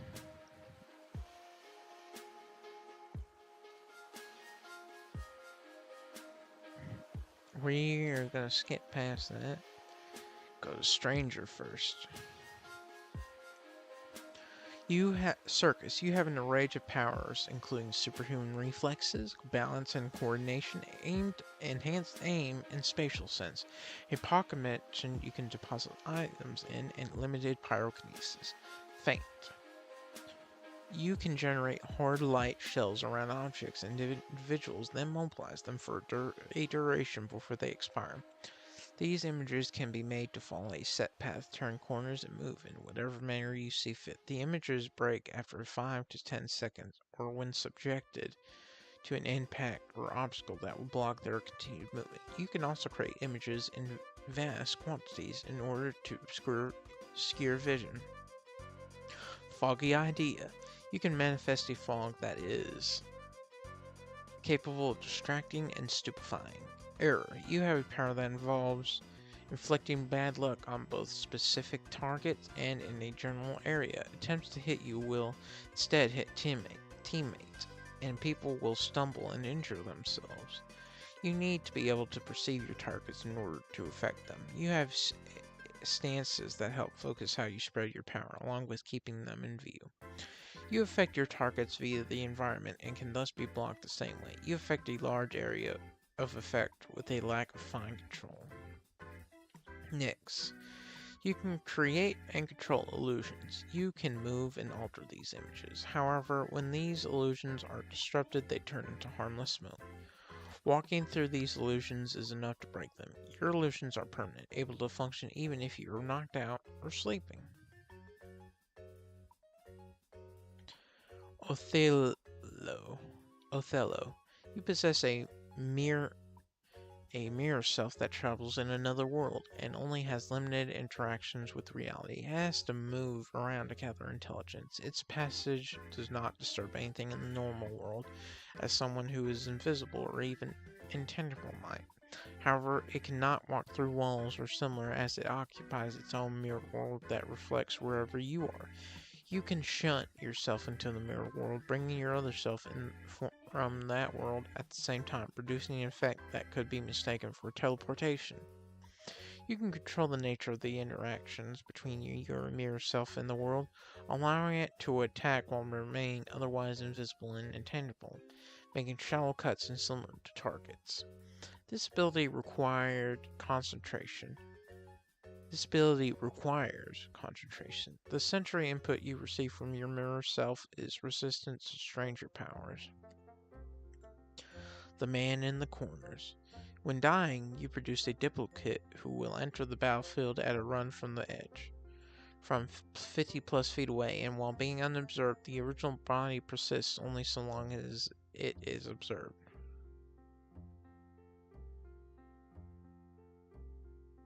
Blindside. You have a stranger power preventing anyone's eyes from pointing in your direction, unless an obstacle is blocking you or their eyes are closed. Others are prevented from physically touching you, and you cannot be pointed at by fingers, weapons, cameras, or master minions. This power is always active and cannot be turned off without a perk allowing it. The Stranger Titan. You can prevent any act that will make an individual aware of your precise location, appearance, or activities. This effect extends to people, thinker powers, cameras, and any known form of observation, more than just blanking out awareness. This ability inherently prevents anyone from even attempting to look at you. The only way to know about your location is to keep track of the radius of this observational effect. Additionally, you can cause invasive, horrific hallucinations, causing immediate, overwhelming, and potentially permanent psychological damage. This is a projected effect and can't penetrate sufficient cover. Alright. August Prince, you have a stranger power that makes it impossible for anyone to willingly impede you. Imp, you are incredibly hard to notice when your power is active, to the point where people forget you were even there in the first place. However, this ability comes with its limitations and downsides. Your power defaults to being on, and you must focus to keep it off. Conversely, you have enough fine control to erase only the last few moments of a conversation, allowing you to repeat it until you find the right line to use. This power operates based on a more standard interpretation of memory, meaning inhuman memory structures remain unaffected, and the sensory aspects of some powers can work around it. Additionally, it does not affect people viewing you through cameras or video footage.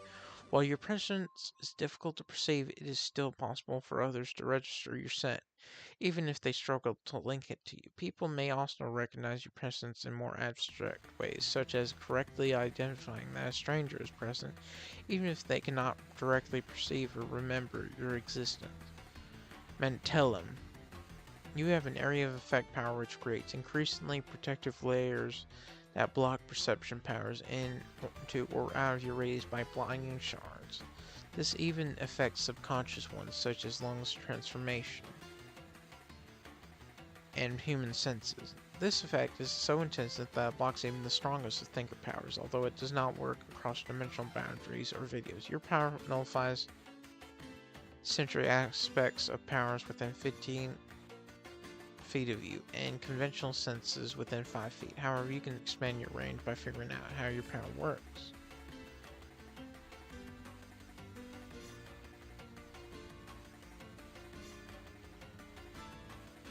CYOA. You can encase people within semi-real illusions of monsters that are under your control. While encased in this monster form, the victim is completely unconscious for the duration. The physical form of these monsters can range widely, from large wall-crawling spiders to nightmarish tentacle creatures to lizard-like beasts with regular sharp claws and teeth. However, these illusions are as fragile as glass, and the victim will return to normal once the illusion is broken. Miasma. You can turn into an undetectable form that spews an odorless gas, causing headaches, tinnitus, watery eyes, and eventually blindness, memory loss, and coma. While in this form, you can be revealed by attacks which cause you to explode into green smoke. Nyx. You can release poisonous gas that can form into a solid shape, cover with an illusion, and move at will. At best, the gas will knock a person out. At worst, it can cause permanent brain damage and organ failure. Viper.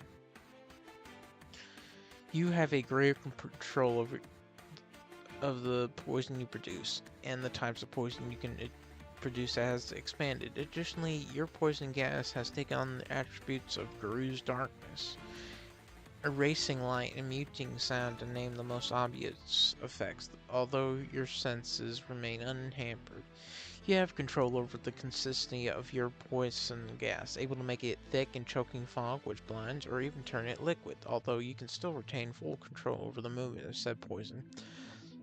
This pairs well with your new ability to choose what poison you create, as any poison you have previously tinkered up can now be produced in either liquid or gaseous form, in addition to any mundane poison or venom.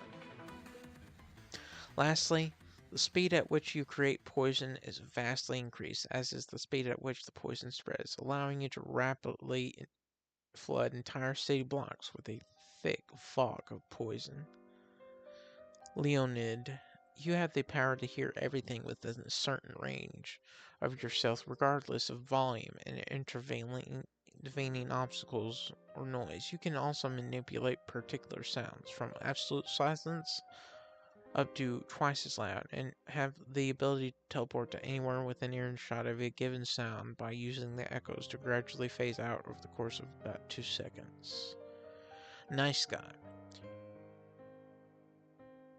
While this power is active, everyone will think that you're a nice guy, a friendly acquaintance. Even if you stabbed them in the guts, they wouldn't hold it against you. The Custodian. You have entered into a permanent breaker state in which your physical form has dissipated and is now composed entirely of air, making you invisible. Your body's individual strength has been reduced to be akin to a barely perceptible breeze of wind, and your presence now extends over a wide area, reaching up to many miles in radius. When focusing on a specific area, you can create temporary physical duplicates, self-duplicates of your body out of the air, and are able to manifest enormous quantities of these duplicates at a time as well as control them. Each body is similar to a slight breeze, but combining these duplicates together into a single action, you can generate powerful physical forces capable of lifting heavy objects and throwing individuals with ease. You are effectively omnipresent within the space that you cover, though limited to human senses. The liminal titan. Your powers are scaled up, allowing you to toss whole buildings at once and drastically increasing your range.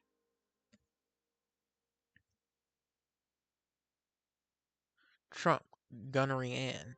You can temporarily add range to abilities, turning strikers into blasters. This can also affect masters, extending their range.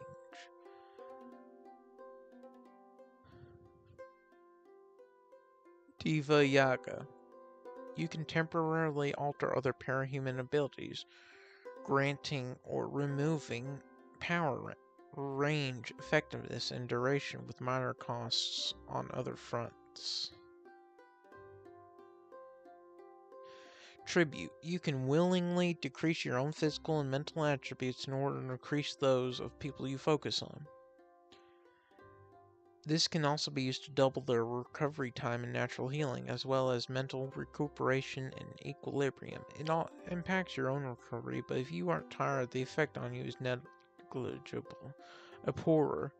You are able to use globular clusters of darkness that you control in midair through a small link of shadows between your hand and the sphere. These globular clusters of darkness stick to targets like gum and allow you to absorb the captured target's power. Queen of Swords. You are a trump that can create and manipulate lines of light that connect you to the capes in the area, as well as extract a translucent blob from the diagram. Bullets shot into the blob gain the effects of the powers that the diagram connected. Upper hand, you can copy the general nature of powers with an output and produce your own output in form of powerful hypergravity. Usher, you have the ability to grant unreliable defenses that remove power aspects of those you're protecting, capable of countering Behemoth's death aura, as well as many other powers, some to the point of negating all attacks like a blaster's projectiles, or the whole power, but some remain unaffected like a stranger's power. Your power is range and only requires you to concentrate on the person you're protecting. You can't protect more than one individual. The targets of your power glow and feel an energy or ripple coursing through them. Your defenses don't protect against being pushed or thrown around, allowing those with enhanced physical abilities to still effectively fight against protected opponents. Essentially, while you're able to grant single target power immunity to others, you can't protect against the laws of physics. Sprite. You can copy the general nature of powers while also mimicking aspects of said powers relating to movement and maneuverability, essentially copying it into a mover-type version of the power. Trophy Wife. By collecting pieces of animals, including humans, you gain enhancements in the form of beneficial by keeping those close to you. By keeping those body parts close to you, anyone around you within 50 feet or roughly 50 meters that fall within your aura are granted the same mutations at half strength.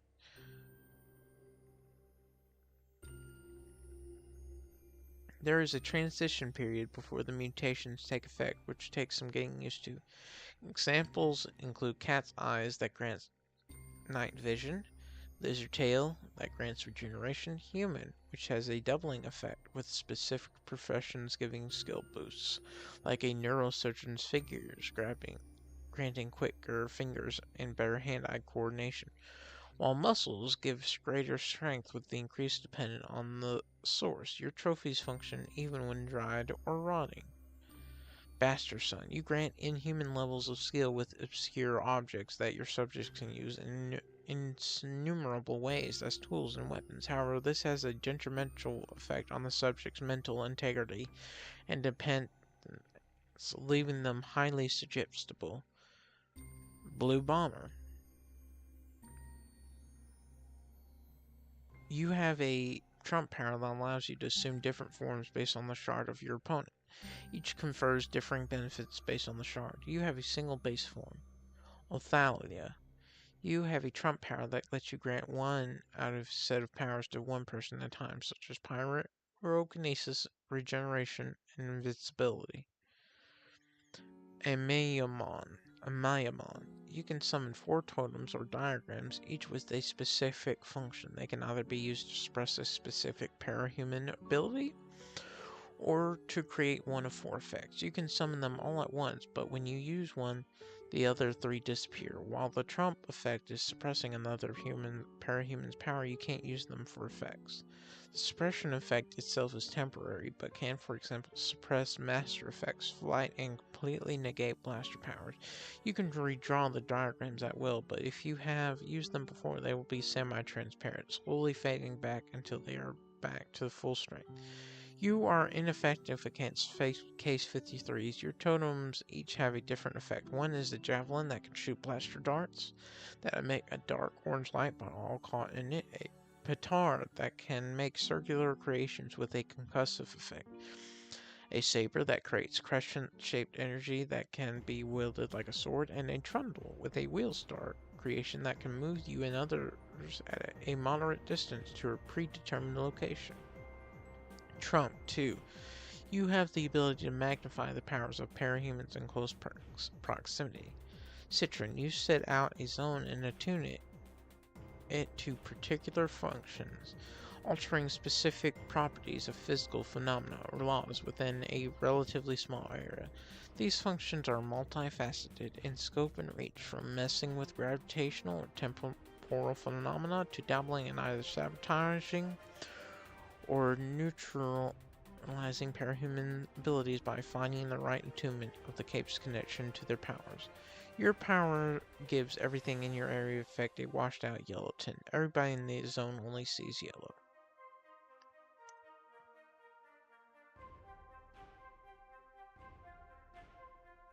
Contender. You have a trump/shaker power which is capable of trapping people in an area that you create in which their powers cease to work. This extends to Tinkertech too. The area's border is also partially blocks out air and light. This bubble, while highly resistant, is not completely impenetrable and can be popped through powers from outside.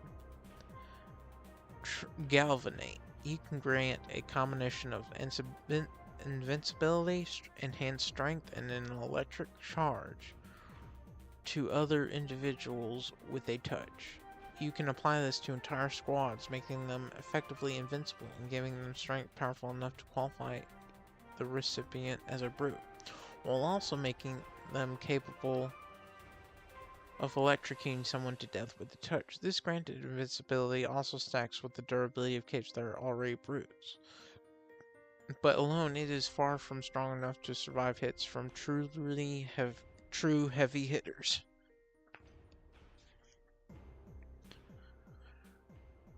Hatchet Face. You have a field that nullifies other powers, as well as a brute power. Engine.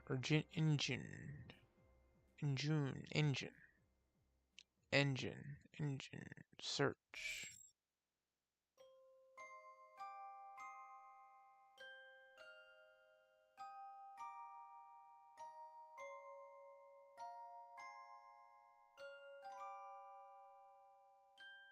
Let's learn how to pronounce this word.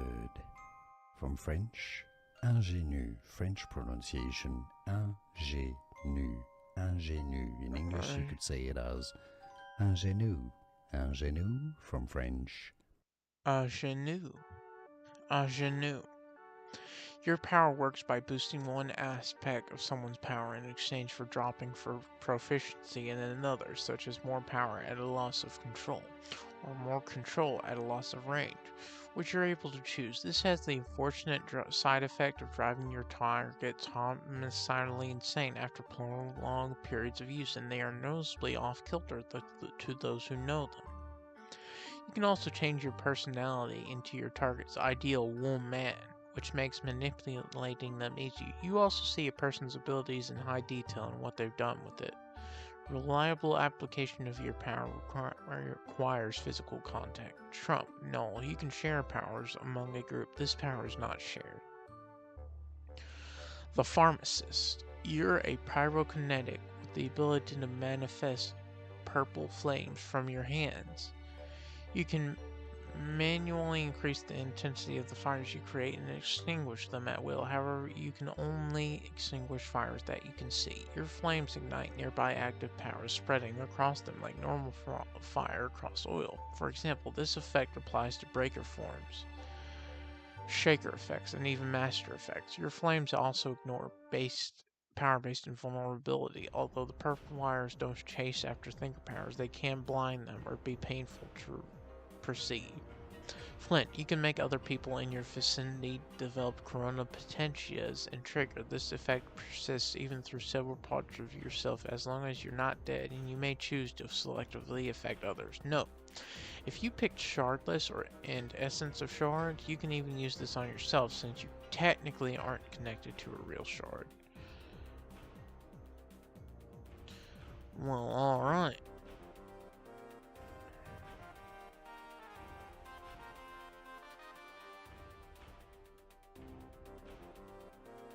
Power upgrades.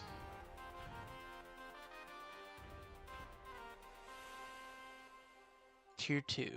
Alright. Reddit. Cronus.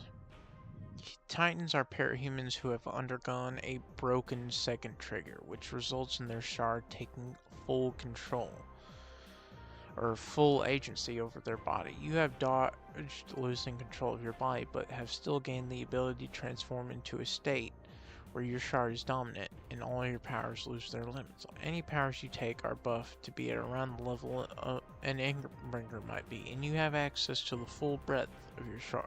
All Titans also have massively increased durability. Typhon. You have the body of an Endbringer. While you still look human, your body is extremely dense and has a core.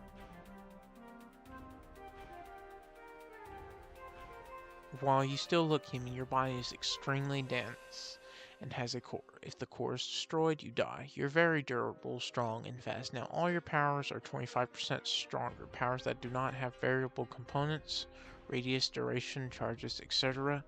are not affected. Tartaros. Changer/Breaker. Landon.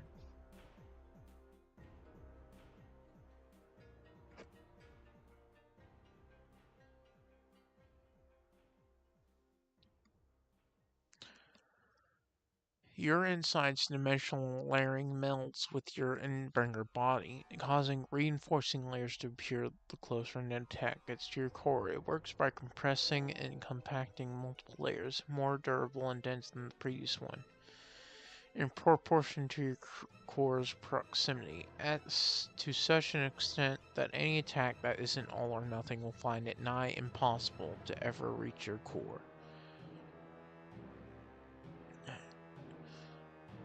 The Endbecomer. You can transform into a custom Endbringer. While you can use your non-Endbringer powers in this form, you won't be able to use your Endbringer powers in your normal form. When your shard runs out of juice, you're stuck in whatever form you're in at the time.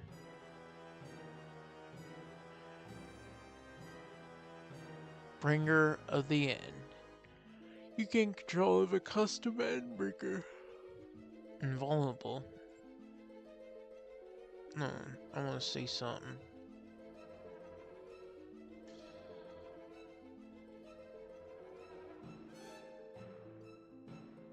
Small, large, huge.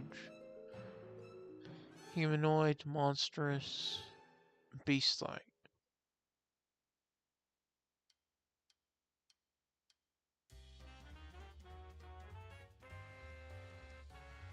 Precognition, intelligence, copy.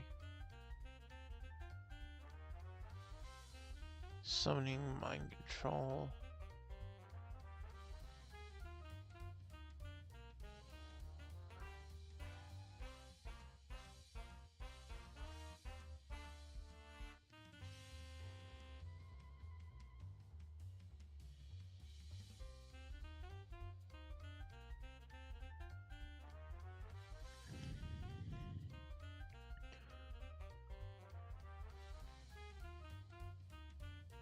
I'll have memories from when they lived. No tent, only your hamburger can use.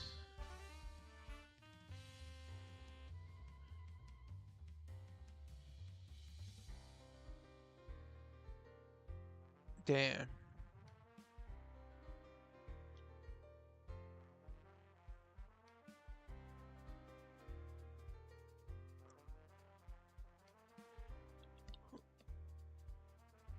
Alright. Tier 2. Let's turn that off. Shaker, invulnerable. You can create a number of invulnerable force fields. Your only limit is visualization and concentration. You must be able to keep track of all the force fields you create. A multitasking power and greatly increases the number you can manage at once. Each individual force field can be at most 400 square, 10 square meters in surface and 10 centimeters thick. Multiple fields can interlock to form a larger one. You can control the permeability at will. Nothing short of sting can penetrate these. The edges of these force fields are sharper than any tinker has ever made, unless you intentionally smooth them out. Alenia. Your power is a conceptual mirror to Edelon. While he can have 30 strong powers, you can have 20 to 30 weak powers.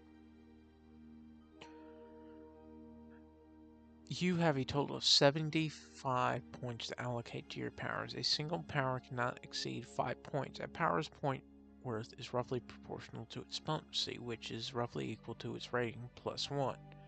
Tinker 0 costs 1 point. Blaster 4 costs 5 points, etc.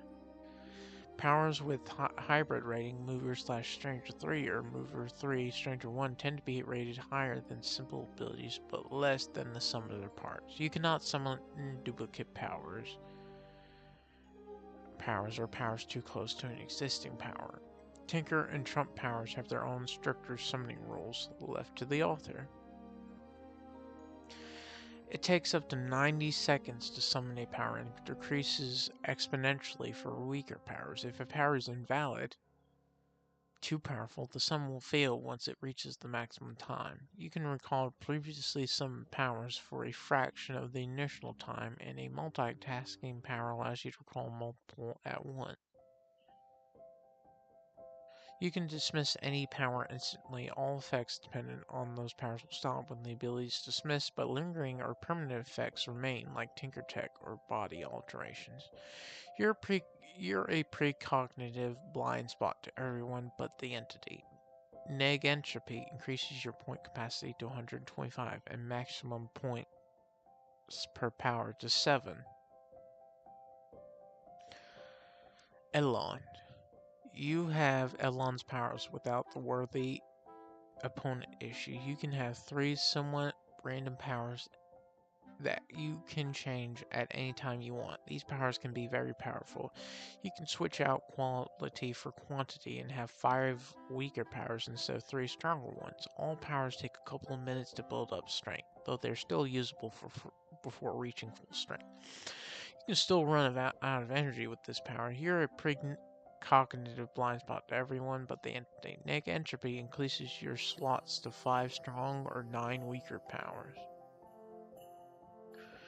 Ignis Fautis. You can flicker, allowing you to page through realities and possible states of yourself and those you touch, and swap them in either piece by piece or in whole. By finding another version that is not injured, you can swap their states and heal them. By finding and swapping the states of a new person with another that is clothed, you can clothe them. You can even swap positions with another possible state, allowing teleportation. You cannot use this to grant others powers. Finally, you gain one power slot that you can individually swap out at will, such as the powerful aerokinetic power, capable of offense or defense. The power can only be as powerful as a single power that a full-powered Elon can summon. You're a precognitive blind spot to everyone but the entity. If you pick Negentropy, you can gain 2 additional power slots and can choose to have a power be held in more than one slot. Each additional slot dramatically increasing its power. For the want of a nail, you gain the ability to view alternate realities by posing what-if questions, allowing you to view a vast range of possibilities.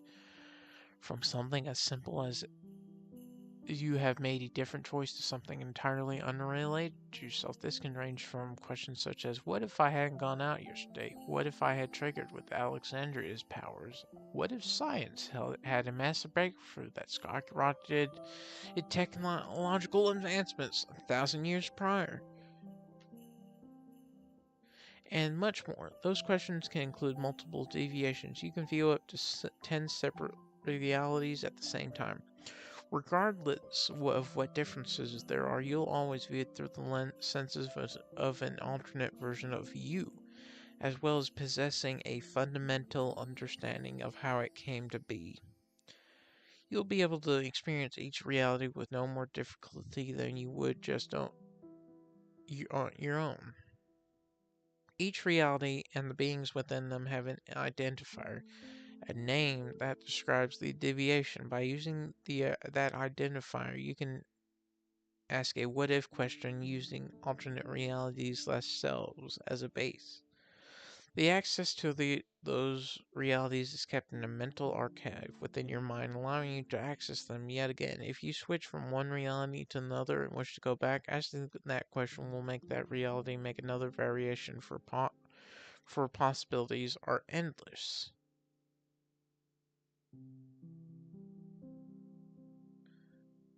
You can pick one alternate version of yourself that you are viewing and can overlay that version of you onto yourself, gain access to any deviations they have. This will allow you to utilize any abilities those alternates of you possess, as well as any equipment they have. When transformed, your true body will slowly shift to match that of your alternate you. This can be both detrimental as well as beneficial.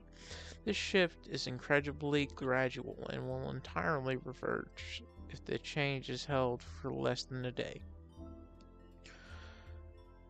Dagda, Trump Manager Oberon. When you turn into an alternate self, you automatically copy their powers and can choose to steal them. You can also do the reverse, give them a power you have taken/copied.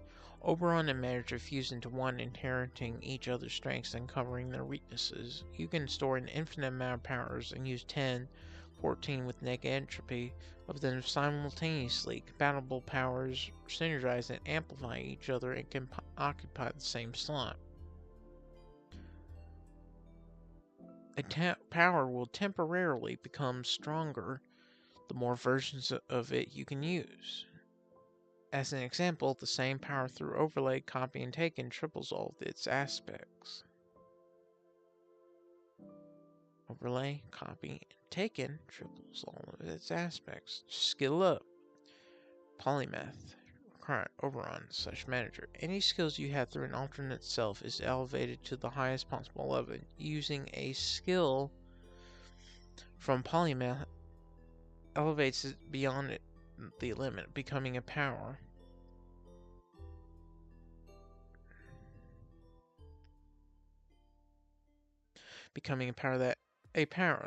The elevation of a high enough skill from an alternate self will not need a duplicate skill for it to become a power. You could cut titanium with a stick through swordsmanship, shoot bullets that never miss with marksmanship, or create superpowered medicine through apothecary.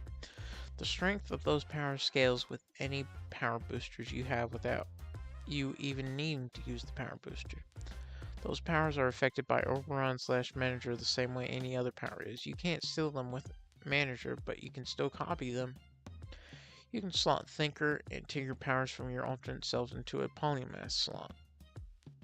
Any Thinker and Tinker powers you have that didn't come from Skill Up will have all their aspects doubled. Dimensional Hop. Unusual Dimensional Hopping. You can use Amalgam to fuse with up to 10 alternate selves. This fusion works the same as Amalgam with the exception that your mind is the only dominant one. You can anytime choose for it to go back to an equal combination of minds. You control how many traits the fusion displays. You could have the appearance of one, the clothes of another, and weapons of yet another. When fusing, you can choose whether it's your body combining with an alternate self or the body of an alternate self combining with yours. When you unfuse, you can choose the destination of each member of the fusion. You can go to an alternate reality of one of the selves you were combined with, or go to a reality you have been in the past. The limit to how many selves you can fuse with slowly increases. Conclusion 1. Vision. Omniscient. You experience all possibilities. What was, is, will, could be, the possible and impossible. You see everything simultaneously in milliseconds. Every second of the past, present, future. Every second of what will and never will be. This will have no negative effects on yourself. You know how likely and unlikely each possibility is to occur and why, giving you the capacity to know the most likely future. Omniscient and vision fuse into one. You no longer have any blind spots and no knowledge can harm you. Yourselves from visions are valid targets for your overlays or flickering if you had endless reflections. If you have endless reflections, your flickering will act before something happens. Someone shot you, nothing happened because you were out of the way before they pressed the trigger. Paint the world. Self-inserting for days. Reality sculptor. Route labyrinth. You can completely change your reality using the realities from your alternate selves as a base. You can completely change everything to make a total copy of their reality or change only parts. You do not have to be watching an alternate self for the changes you made in reality to persist. The changes are permanent, but you can anytime revert them. When you make changes that you are in the middle of, like when you completely copy an alternate reality, you can opt to change your body to be a copy of the alternate self that resides in that alternate reality, making your original form and your alternate one in the same. This can be undone anytime. You still have total control over reality within 200 meters. The less you move, the greater this range becomes, shrinking every time you move. The less lucid you are, the faster it grows. Moving will not decrease your base to 50-meter range, only the additional range. Breathing or moving your arms is fine. Walking or flying is not. You can see more than 10 realities simultaneously. The more you exceed 10 realities, the less you are aware of your own body and your surroundings. Hero. You have a hero's power. You are a highly versatile tinker that specializes in wavelength manipulation. This power allows the mimicry of the entity's stealing power.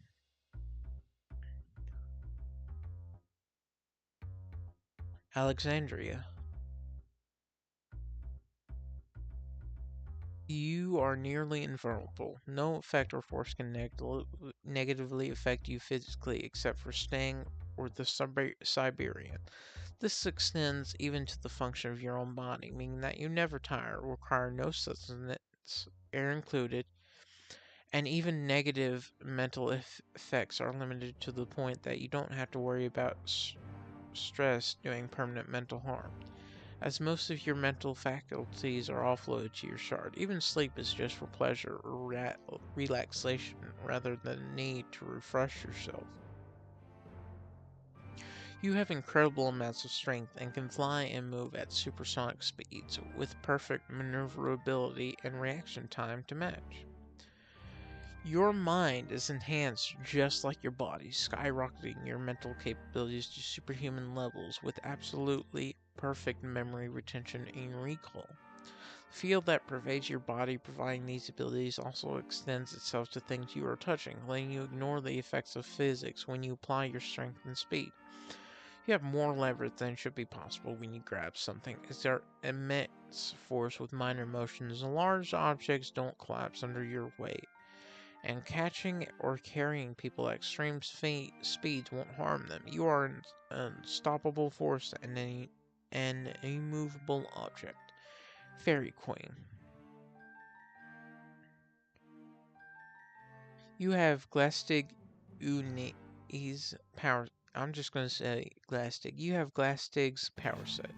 You can claim the powers of any pure humans that die within your range and can kill any pure human by touching them or a manifestation of their power.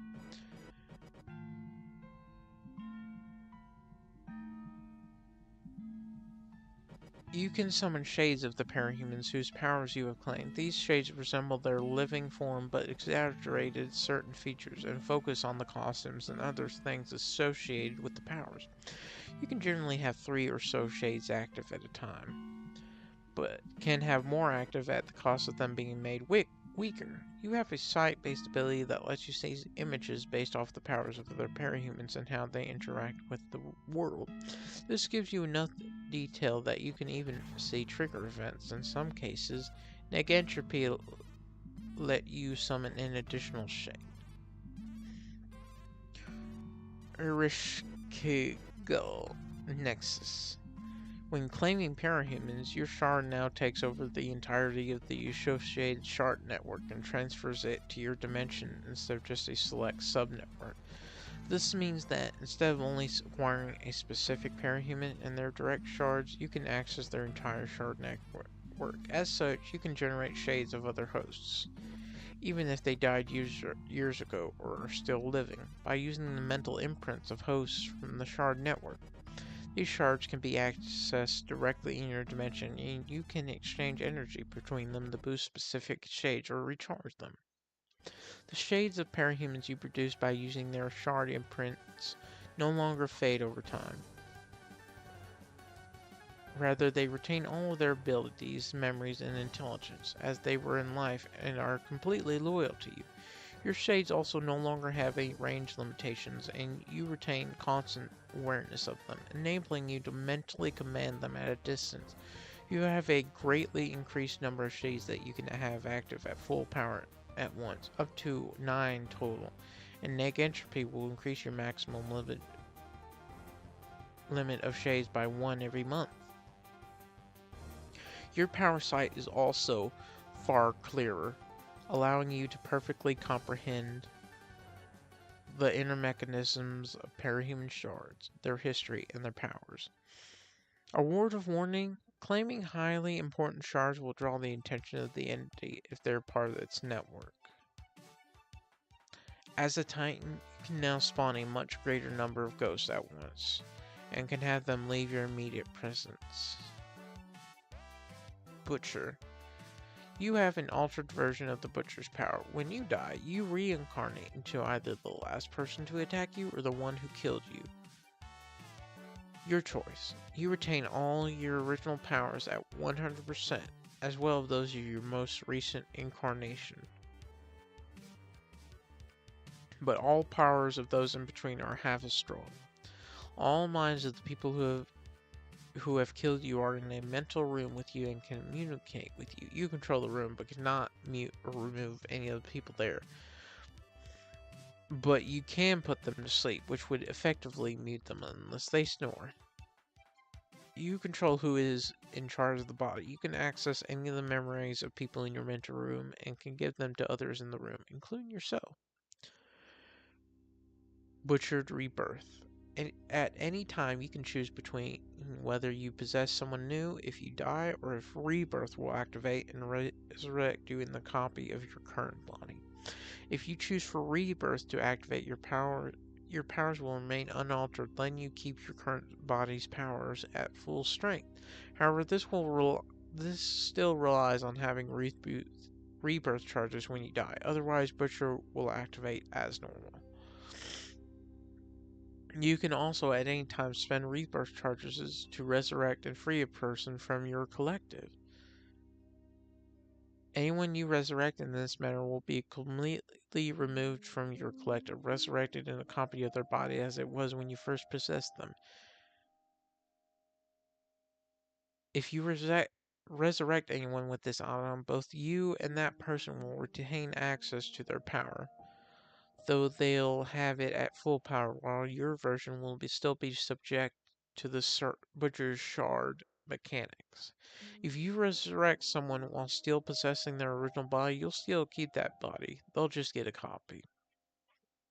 If a person you resurrect with this add-on later becomes the target for your Butcher powers again, you won't gain a second copy of their power, though like always, while in their body, you'll have access to the full strength of that power. Artificial inheritance.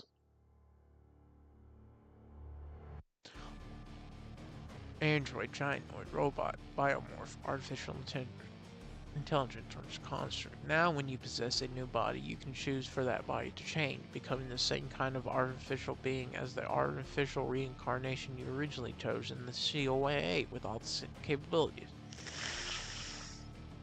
New bodies you possess will still look like the former owner as the artificial reincarnation in question allows, such as a gynoid / human morph, pod morph, or construct.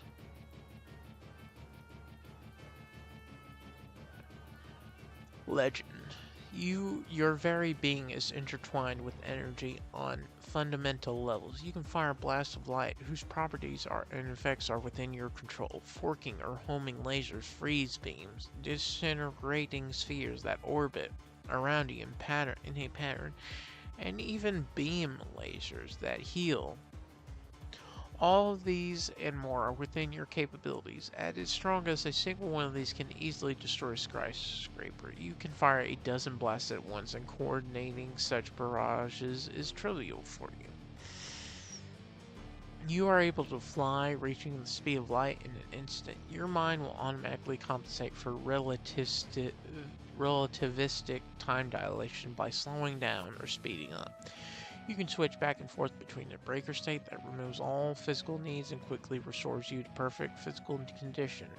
In this state, most attacks are simply absorbed, with only the strongest able to put you down before the damage is gone. Your vision is perfect, as it encompasses the entire electromagnetic spectrum and no longer degrades with distance.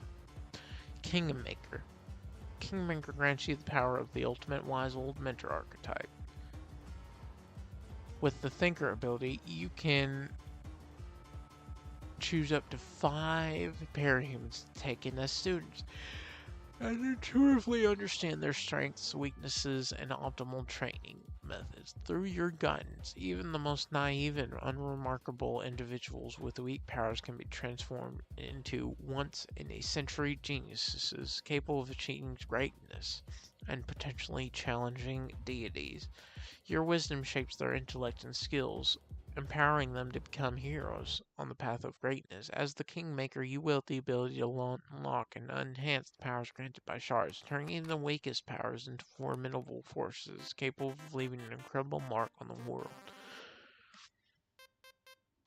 Genius Friends. You have a shaker effect of approximately 10 meters that increases the natural intellect ability to learn and process information of people in your range equal to 0.0001% of all of humanity.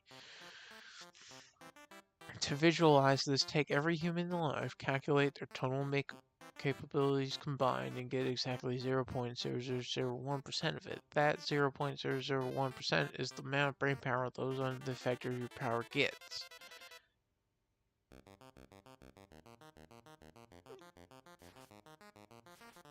This allows you to teach and educate many people and become not just confident, but pure geniuses unrivaled in their respective fields. The effect would naturally wear off once they leave your range. However, the skills and knowledge gained while under its effects will remain.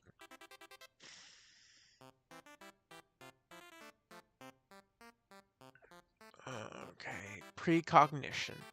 You have gained the ability to peer into the future, providing perfect knowledge of events that will transpire up to 100 days ahead from the viewpoint of your future self. This precognition has no blind spots.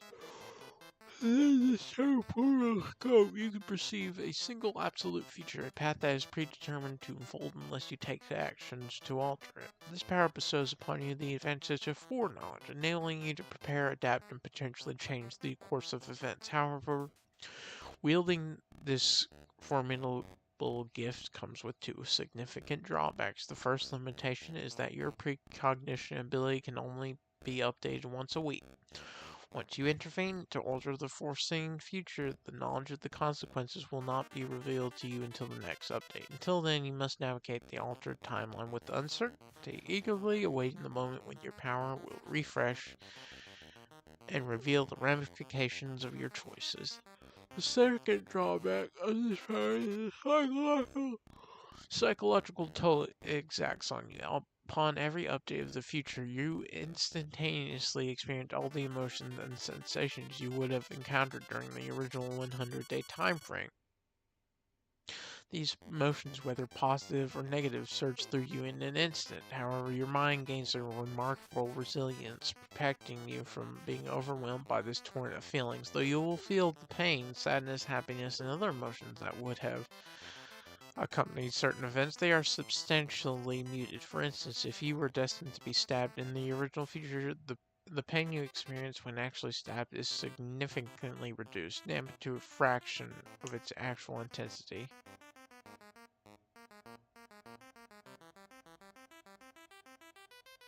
You are a good number man. You are good with numbers to a parahuman degree. You can perceive this power. Oh, shit.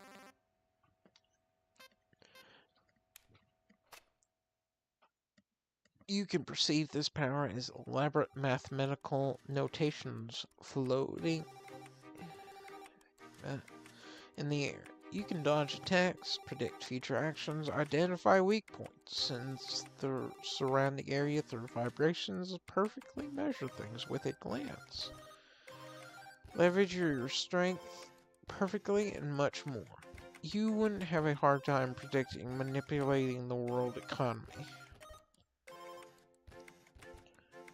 Thinker time loop. You can set a save point in space and time to which you will return when you die. You can only move the save point forward in time. An initial save point is created when you first gain this power. You can choose to truly die instead of returning. Your memory of past events is slightly enhanced to remember past loops. This power creates real-time time. As such, it has no blind spots and cannot be detected except by other powers that manipulate the timeline. You can use your 3 Groundhog Day resets as quick save slots, which expire the next time you wake up or when you reset. Your resets replenish. Bomber. Through physical contact, you possess the ability to discreetly attach an imperceptible explosive device onto individuals and objects that only you can see. The destructive potential of the device can be precisely calibrated, spanning from the potency of a conventional military hand grenade to that of a formidable GBU-43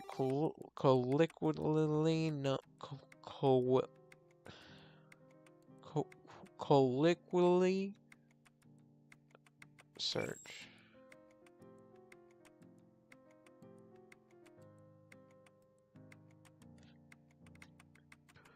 Colloquially. Colloquially. Colloquially. Colloquially. Colloquially. Colloquially. Colloquially. Colloquially. Colloquially. Colloquially. colloquially, colloquially, colloquially, colloquially, colloquially, known as the mother of all bombs.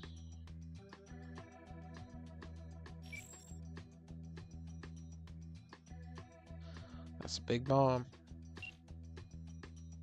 At your discretion, you retain the capability to adjust the explosive yield at any given moment subsequent to attachment, as well as determine the desired time of detonation. There is no limit to how many bombs you can attach at a time. Exotic ordnance. Required Tinker Bakuda. Your touch-applied devices are no longer restricted to conventional explosions, but can release an AoE effect you can think of.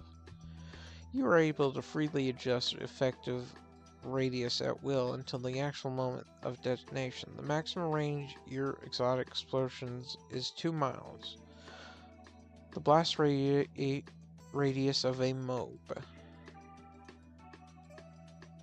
Though, while you always have at least a rough idea of what the ultimate result of a detonation will be, sometimes the exact effect will be randomized. So while you know that anything caught in the blast will be completely destroyed, you may not know if that's because the blast will make everything it touches crumble to dust, or because it creates a contained singularity that sucks it all into itself. Polymath. You have 7 slots with negentropy. Colloquially, colloquially, colloquially, colloquially, colloquially, colloquially, colloquially, colloquially, colloquially, colloquially, colloquially, colloquially, colloquially, colloquially, colloquially, I'm getting stuck on that. Okay, polymath. You have 7 slots with 10 with negentropy, which can either be fulfilled with a skill or a thinker power. When you slot in a skill, you can use it at the highest possible level. These skills include the mastery of a single style of martial arts, a field of medicine or science, cooking, juggling, and more. Anything that can be learned you can have. Skills that require muscle memory, provide it. The thinker powers you have are limited to at most a rating of 5 on the PRT scale. Powers that operate on your senses and observation will tend to be more accurate than those that require external information, like precognition. Arcanist.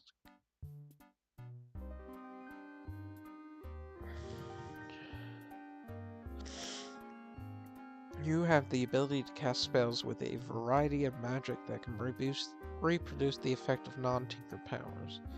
While your shard provides you with a basic library of spells in each system and an intuitive knowledge of them, you will have to research and invent more powerful spells. Your spells will not be stronger than what Edelon could do in his prime. You have a pool of energy to cast spells. You have enough to cast your most powerful spells a dozen times in a short time span. The pool takes 30 minutes to fully recharge. Permanent spells like summons, buffs, and auras reserve part of your energy while they are active, and release the energy when they are cancelled or expire. Kineticist. You have the ability to use psionic techniques that can reproduce the effect of non-tinker powers. While your shard provides you with the basics and an intuitive knowledge of how to shape the energy, you will have to research and experiment to produce more powerful results. At most, you will be as strong as Edelon was. Edelon. Was it? Eidolon. Eidolon. Eidolon. Eidolon. Eidolon. In his prime. Your pool of energy is enough to use your most powerful techniques a dozen times in a short time span. The pool takes 30 minutes to fully recharge. Permanent effects like constructs, buffs, and auras reserve part of your reserve while they are active and release the energy when they are cancelled or expired. It's just a different way. Artificer. You can enchant objects with non-tinker powers by touching them, with a maximum of 3 enchantments on a single object. You can choose whether the object grants the wielder user of the use of the power or has a variant of the power itself. This power does not allow creating variable trump powers like Eidolon. Picking from a fixed set is possible, like Othala's power. At their highest, your enchantments will be on the same level as what Eidolon could do in his prime. To enchant an object, you need a pattern and enough charges to empower the object. Patterns can be researched by tasking your shard to research a power. This usually takes 6 to 8 hours per power. You can have up to 5 with neg entropy current research. You gain 12 charges, 18 with neg entropy every day at midnight. Charges do not expire. The strength of the power is proportional to the number of charges invested, with the minimum being 3 charges. The efficiency of charges drops 20% recursively, 100, 80%, 64, 51, 40, etc. for every 36 charges invested into a single power-up to a maximum of 216, reaching the level of Eidolon. It takes 30 seconds to empower an object, regardless of the number of charges used. Administrator's Engineer. Trump Manager. You can now place your charges and enchantments into Trump Manager slots, allowing you to use the abilities directly. Likewise, by applying more charges to an ability, you can improve upon it, further refining it. This applies to both abilities derived from enchantments and abilities copied and stolen by others. Powers replicate and or stolen by Trump Manager now also have their pattern automatically recorded for replication by Trump/Tinker Artificer. Alongside this, you can now also place powers held inside Manager into objects like you would with your enchantments. Alchemist. You can create potions from formulas that will have power-like effects when consumed, and the ability to create transmutation circles to change materials into others. You have intuitive knowledge on how to develop new formulas. Natural ingredients as well as brewing equipment are required to create the potions. Consuming too many potions in a short amount of time creates toxicity and can have adverse health effects on the user. The effects of your potions will fade once it's purged from the drinker's blood. Those potions are limited to power that can be expressed physically, such as regeneration, super strength, enhanced senses, invisibility, etc. At their most powerful, they will be as strong as a mid-tier cape. You have intuitive knowledge of how to create transmutation circles. To perform a transmutation, you need to inscribe the circle on the surface and place the required ingredients inside them to touch the circle, then touch the circle to activate it. You cannot recreate materials with power-like properties unless you can study them. This applies to tinker materials, like alloys. You are not limited in size, however the objects must fit within the transmutation circle. At big enough sizes, this means taking into account the Earth's curvature. Time to transmute is proportional to the volume. Enchanting alchemy. You've gained the ability to enchant your ingredients, equipment, and or potions to greatly empower what you can create. The enchantments, the more enchantments, the greater the effects. You may use charges to bypass the traditional requirements for the potions you make. A single charge can be used to remove the need for a transmutation circle and can transmute the ingredients for you. 2 can be used to create the potions immediately upon having all the necessary ingredients. Potions are no longer limited solely to physically expressed powers. Toxic Love. Tinker Master Love Potion. Your mastery of alchemical brews allows you and others to better handle the buildup of toxicity from potion consumption. When consuming potions of weaker potency, the body absorbs them with minimal to no toxicity buildup. enabling frequent use without consequence. However, the higher potency potions still create toxicity at the normal rate. This refined control allows you to experiment and blend weaker potions without risking rapid toxicity buildup, even during extended use. Additionally, you can now create special detoxifying elixirs that can actively purge toxicity from your system when ingested. When used in moderation, they effectively reduce toxicity buildup, allowing for a reset to potion use. However, over-reliance on these elixirs may cause the body to stabilize, rapidly increasing toxicity instead, potentially pushing the drinker into dangerous levels without warning. Doll Master. You can summon and control dolls. You can create arbitrary amount of dolls, but only have up to 10 active dolls at once. You could see, hear, and feel, but not smell and taste through your dolls. Your maximum control range is 1,000 meters, which is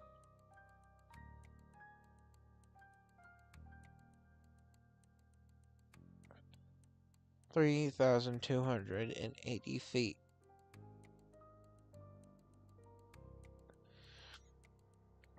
If a doll goes outside that range, it will deactivate. Your capacity to multitask matches the amount of dolls you have active. You cannot summon your dolls further than at arm's length, 2 feet. By default, the dolls you create have the same strength, speed, and resistance as your own body, but no other powers. When created, they will not have any clothes. The size of your dolls can range from 10 centimeters to 80 centimeters and must have a human form.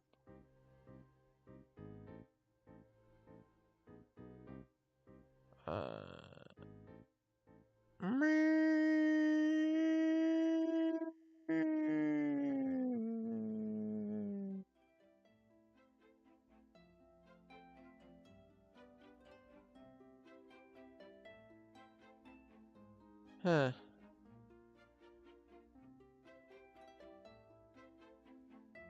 Damn. That's cool.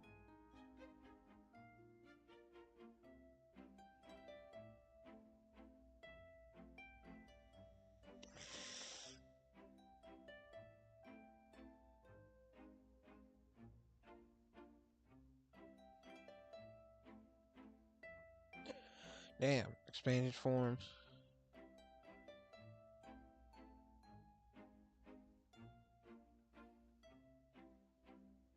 There's something dolls you have to build them. This gives you knowledge on how to build dolls on money.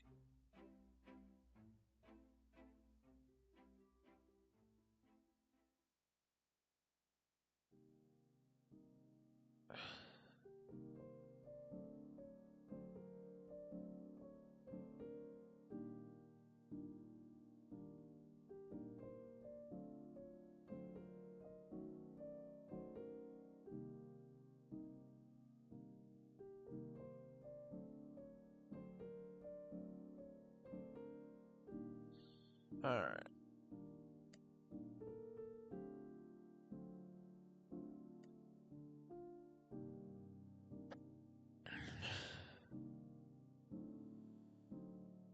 Alright. Trump Replicator. You have the ability to copy extremely weakened versions of the powers of parahumans and 3 slots to use those powers with. To copy a parahuman's power, you must get within a meter of them. So like 3 feet. If you copy the power of an Endbringer or entity, you get every single power they have separately, instead of just one power. You can switch what power is in your slots at will. Every day you get a charge. 2 with negative entropy you can use to increase the strength of a power that you can, though you can save these charges as well. Once a power reaches the strength of the original, you can no longer dump charges into it. On average, it takes 7 charges to fully charge a weak power, 14 charges to fully upgrade a mid-level power, 21 charges to fully upgrade a high-level power, and 28 charges to fully upgrade an extremely powerful power. You can also use those charges to increase how many slots you have to a maximum of 5. It takes 30 charges to fully increase the number of slots you have. though before you fully gain a new slot, you can place any even weaker version of a power in that slot. For example, if you have a slot that has 15 charges put into it, the power is half as powerful as it would be if it were in a full slot. You can increase the number of daily charges by investing 60 and 90 charges up to a maximum of 3 or 5 with neg entropy. Your powers, even when strengthened to their max, will never be the same as the original parahuman's power. Instead, they will be a side grade, a power that could have come from the parahuman's shard, but didn't. You can spend 3 charges to re-roll the power expression.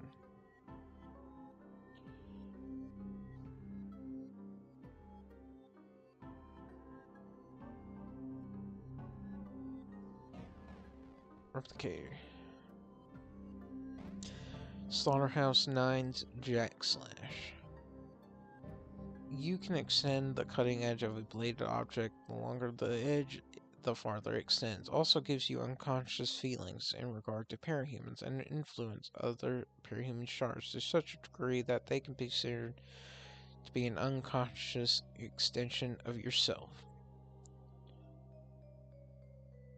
Thinker, omniscient. You can answer any question anyone asks you, except that if you don't have neg entropy, you can't answer how to solve/negate entropy. You can ask yourself questions and automatically know the answer to any question asked of yourself, even the answer to that question harms you.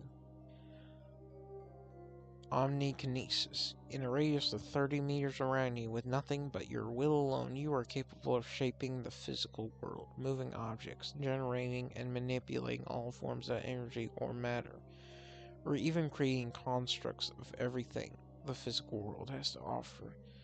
The world is a vast ocean of vibrations, matter, and energy to your senses, and all it takes is the thought to send it moving according to your wishes. Complex systems such as biology and technology will require a great deal of practice before you can reliably work them the same way you would matter and energy, with other powers here being far better at doing so and developing faster.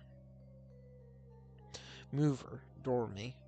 You can make portals to anywhere you sense triggering, even if only through pictures or videos. As many as you want, and anything that passes through one keeps all its momentum. Master/Thinker, Peacebringer. The counterpart to the vicious power of the Endbringer, you gain immense power and conflict resolution, gaining the abilities to help you resolve conflict. You're enveloped in a passive aura around you equal to half a mile radius, completely disabling a shard's conflict drive. This has the effect of soothing emotions, canceling violent impulses, and inducing minor joy and euphoria in all those within your aura range. You can cancel any powers actively being used for conflict within your line of sight. You gain a Thinker ability which lets you sense all violent emotions, thoughts, and actions within your aura range. You also become a free Tinker with minor enhancements. However, you are given a massive boost in one area under a period of 6 hours after you witness active conflict that's best stopped by the specialization. E.g., you see Pyrokinetic fight, you get a massive bonus in cryogenics, heat absorption, and dispersion Tinkertech specialties.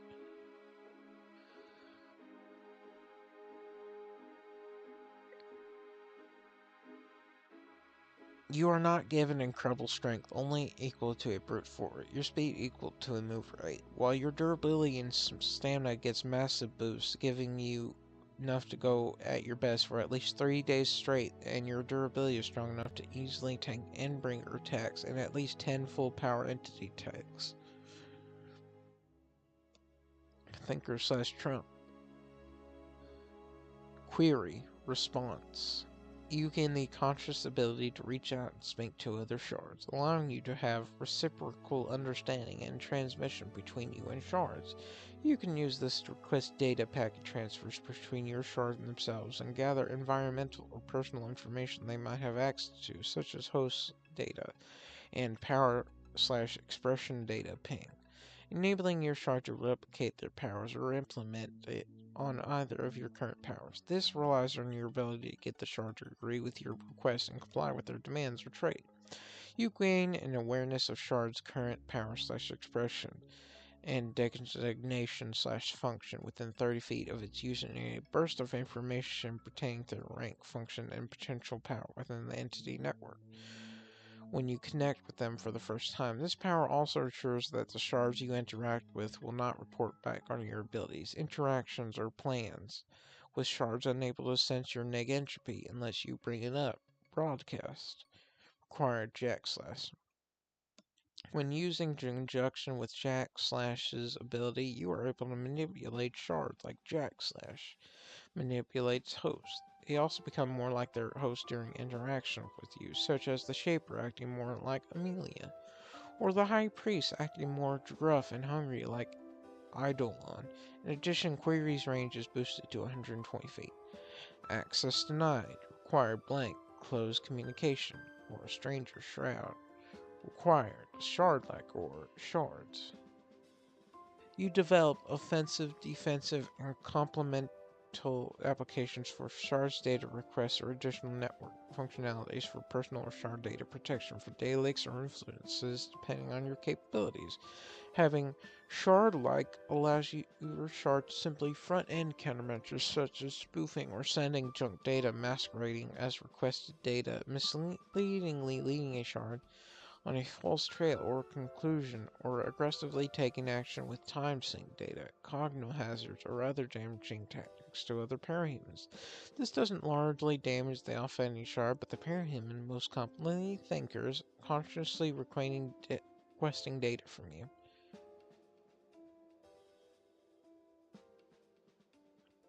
Having Trump/Tinker shards largely helps with the shard's backend with data encryption, data allocation, and storage, along with a broad array of shard-based and database projections and assault methods such as data bombs, data firewalls, broadcast filters, DOS, viruses, etc. This only affects /damages the shards, with the parahumans being none the wiser. Having Stranger Shroud easily specializes your shard data's defenses to basically the art of theatricality and deception, concealment of your shard's dimensional location, deviating data requests, shrouded data packets, chief among the ever-developing defense processes your shroud will devise. Procuring all of this will comprehensively and directly manipulate the data flow of other shards to misdirect or deflect any sensible information, and outright injecting a backdoor on the opposing shard, while also retaining all skill sets. Essentially become a shard infosec/cybersec specialist to a bona fide shard hacker. Mass comms array, cleave and lacerate.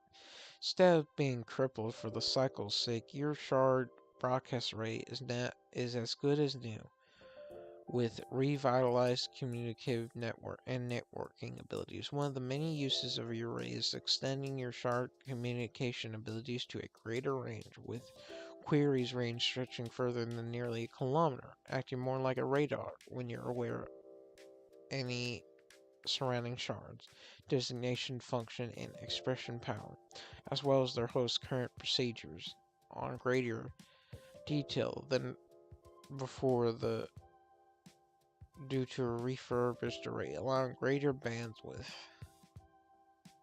and latency optimization comparable to a full-fledged broadcast shard, just with the broadcast add-on. Other shards' interactions are often influenced by their hosts, taking or mirroring their personality traits, making it easier to strike data exchanges or outright discussions disclosing sensitive information about generally anything if you just establish a good rapport. The few most distinct usable abilities you obtain through this array is its full manifestation, entity-to-entity communication necessities, a quantumous amount of energy and force to convey a word, which you gain a multifaceted manifestation gaining various forms. You can simply express an idea to anyone, and the whole world knows it, both destructively as both abstract screams within their minds to long distances, a shout capable of rendering anything for entities to comprehend you on their terms, among others. Logic virus. Your body emits a undetectable virus within a small range of 5 feet around you. You can choose which people are actively infected with the thought, as everyone touched by the aura, their affection lays dormant. The actively infected limit is 200, and charred users take up more than one slot depending on ability. Eidolon, for example, takes 100, while Alexandria takes 35. Endbreaker cores are the only part that can be infected with this power. The range still applies, but it must be concerning the core. An active infected Endbreaker costs 120. You'll need some help for this one, for sure. The infected will begin to act differently from their normal selves, becoming more powerful ability-wise as well. They will also begin to hate what you tell them to and think about things as you do. These changes are not instant but slow going, taking about a week. While you can change an active infected back to a dormant infected, this will take only 30 seconds and will remember everything they did during their active time. They will almost certainly assume you mastered them if you ever gave them direct commands, but will assume nothing other than the fact they were acting strange if all you did was a subtle influence. After activation, they will be incredibly loyal to you and never question why. They will hang on to your every word and command, even dying for you. When not near you, they will act on your mental commands or in your best interests.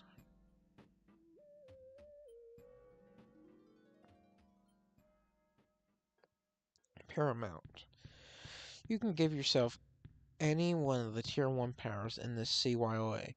The power takes a couple of minutes to build up strength, although it's still usable before reaching full strength. Negentropy removes the need to access from an existing list, instead allowing you to summon any power you can think of equal to a T1 power. You also gain a secondary Thinker power that is a catalog of the current T1 list of powers, as well as allowing you to instantly and intuitively choose from them. And it will continue to expand as you summon new powers. Randomizer. Every day you get to roll for 3 random powers. However, these powers are completely random, last for a random amount of time, and how powerful these abilities are is completely random, never higher than a 9. After a power disappears, you can roll for another power. There is a 1 in 100 chance that a random power is permanent and will not disappear. This chance is not affected by luck powers. When you get a permanent power, you gain another slot to roll powers, and so that you are always able to roll for 3 powers. The powers may be inconvenient to you, such as an aura that causes everyone within to have bad luck, including you. Manton. You can create a projection that is a whole in reality, only selectively affected by physical forces, and it can extend this effect to anyone and anything it's touching with the exception of yourself. The projection can be in any shape and form you wish. You can alter its form at any time when summoning it. Pithing Needle.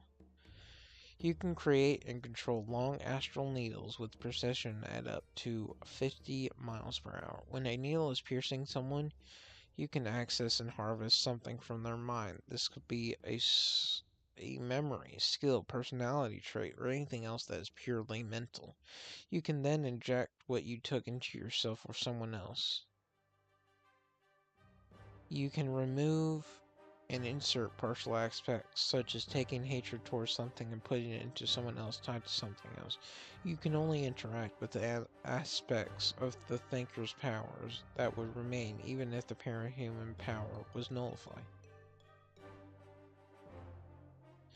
Your needles can access the corona of pierced parahumans. You can harvest and inject traits of power, such as methods of controlled power-granted senses and other such things. Who do you think I am? You will have the power, skills, and abilities people of a certain collective think you have. For instance, if you chose the PRT, you will have all the abilities, powers, and skills they think you possess. The more people in a collective, the more stable this power is. And over a certain amount, the powers gained are much stronger than what anyone thinks. If the majority of the global population thinks something that you have something, you possess that power permanently. If the majority of the global population thinks you have something, you possess that power permanently. However, you cannot become strong enough to destroy the planet. But if they think you can move the stars, you'll be able to gain power that lets it seem like you can. You can swap between which collective you are currently gaining powers from, but it takes a couple of minutes. The more a collective disagrees with what you possess, the more unreliable and weaker it is. Ideal transit. You can warp yourself and those you touch anywhere you ask. If you want to go somewhere safe, you'll teleport somewhere that will be safe. If you want to teleport somewhere that will help you achieve a goal, you will teleport to a location that can assist with that. You don't even need a clear image to teleport. Sound of silence. Hear that? Perhaps you didn't. Sound and vibrations are yours to control. Among these abilities is the power to generate and control shock waves. You can generate shock waves strong enough to send large cyborgs flying off their feet, or to destroy objects, to the point that you could easily collapse buildings with them.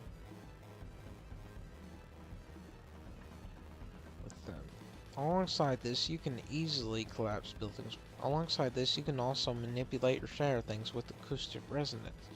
You are also able to use vibrations for sensory purposes, such as with ethical location.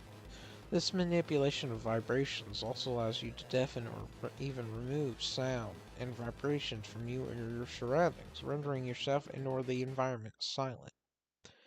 Dimension Tripper. You can create and visualize alternate dimensions and universes that allow you to send designated targets within your vision to them. This is accurate enough to send handheld tools or even worn armor to different pocket dimensions while being held.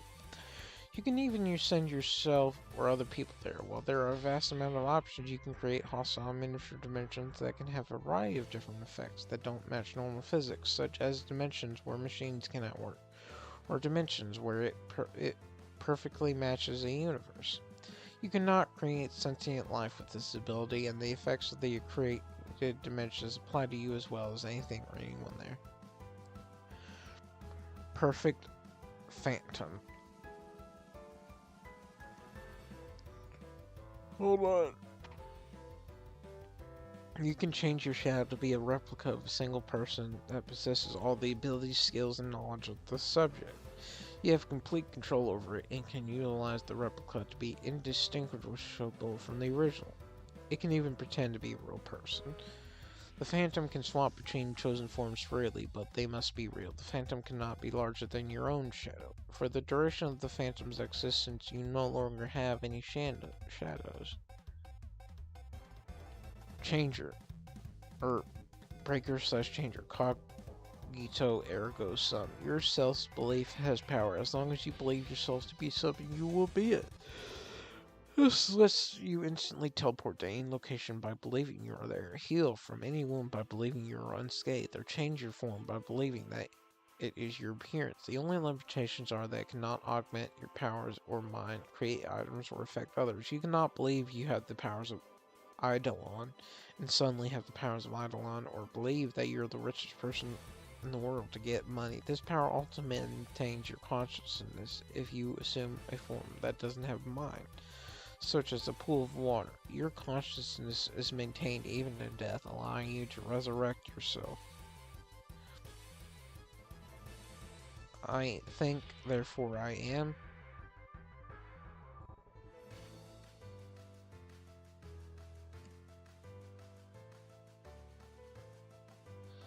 Yeah, that's what it is.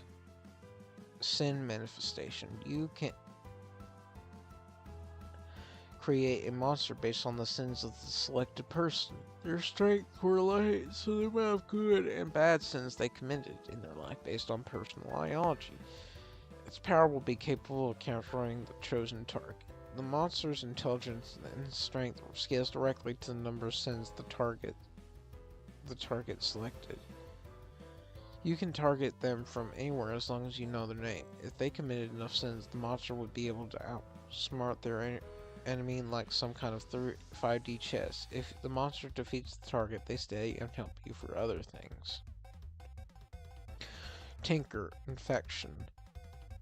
You're a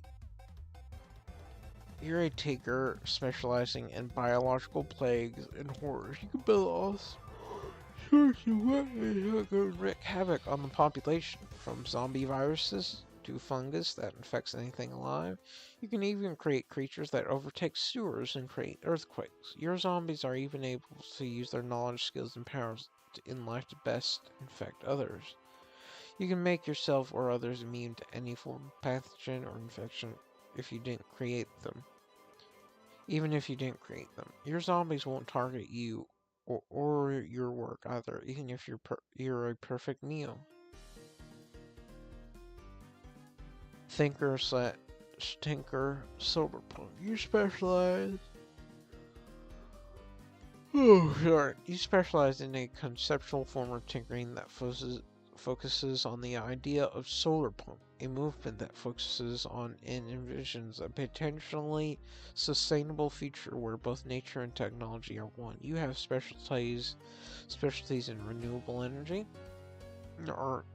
ecology design, climate tech, alternative materials, drones, medicine, horticulture / agriculture, prosthetics, complete replacement limbs, terraforming, biological enhancement / genetics, and information storage. But that's not the only thing. You're also able to redesign technology to accommodate the solarpunk way. Turn a gas guzzler into an EV that gets power from integrated solar panels on the roof. Or maybe redesign the phone in your pocket to use safer materials, which can last up to several decades. You also gain minor power to convert plant material into usable components for tinkering, as well as an enhanced memory concerning green technology and positive social engineering. They become just as similar to any inorganic version, but also have the properties of a plant.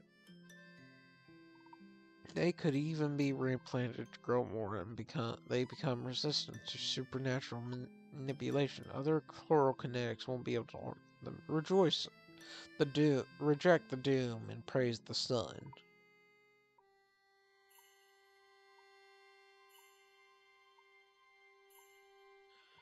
Cyber dystopia. You specialize in a conceptual form of tinkering that goes against the principles of solarpunk, envisioning a potential future that diverges from the sustainable ideals of harmonizing nature and technology. Your expertise lies in areas that deviate from renewable energy and environmentally conscious practices. Instead, you focus on fields such as fossil fuel extraction, heavy industry, resource exploitation, advanced weaponry, surveillance technology, genetic manipulation for profit-driven purposes, and disruptive technologies with little regard for ecological balance. With your knowledge, you excel in redesigning technologies to maximize efficiency, profit, and power, often at the expense of environmental well-being. You have an enhanced memory for these exploitative practices and possess the ability to manipulate and corrupt plant material for industrial purposes, devoid of their natural properties. These modified components resist supernatural manipulation, making them impervious to chlorokinetics or any other form of natural influence. Embrace a dystopian vision and prioritize the pursuit of power and profit over environmental stability.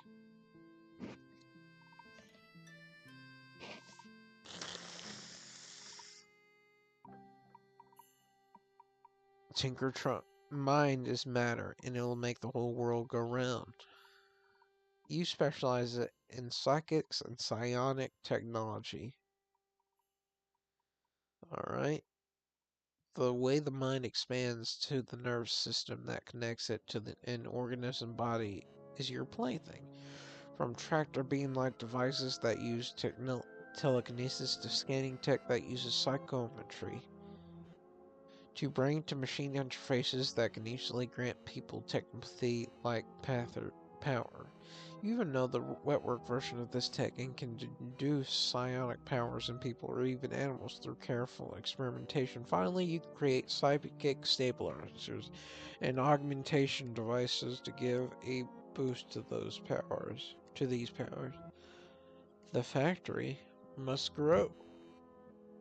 You gain the technological knowledge in specializing in mega factory mass production and industrialization.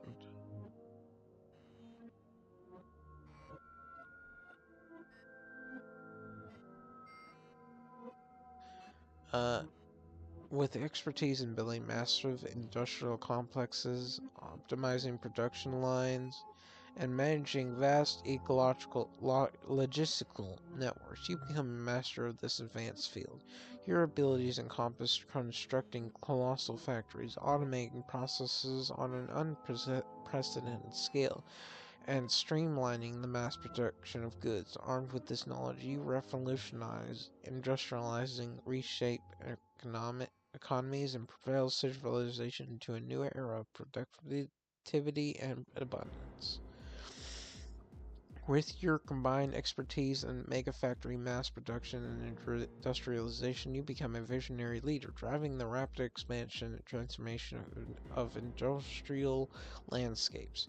You harness cutting-edge technologies, employ advanced robotics and artificial intelligence, and optimize resource utilization to fuel unprecedented levels of output. The world becomes your canvas as you create towering manufacturing complexes, interconnected networks of production facilities, and vast supply chains spanning entire continents. Your mastery of mega factory technology propels you to the forefront of innovation and economic prosperity, forever shaping the destiny of civilization. Give me 1 second.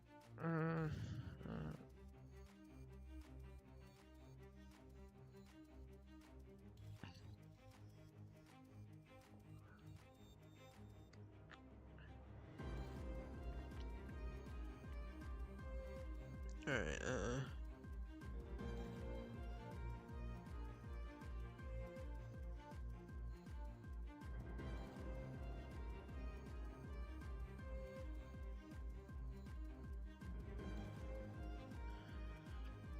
Alright, hold on. Worm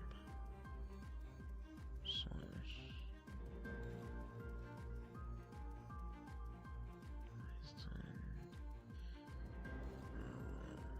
Dawn.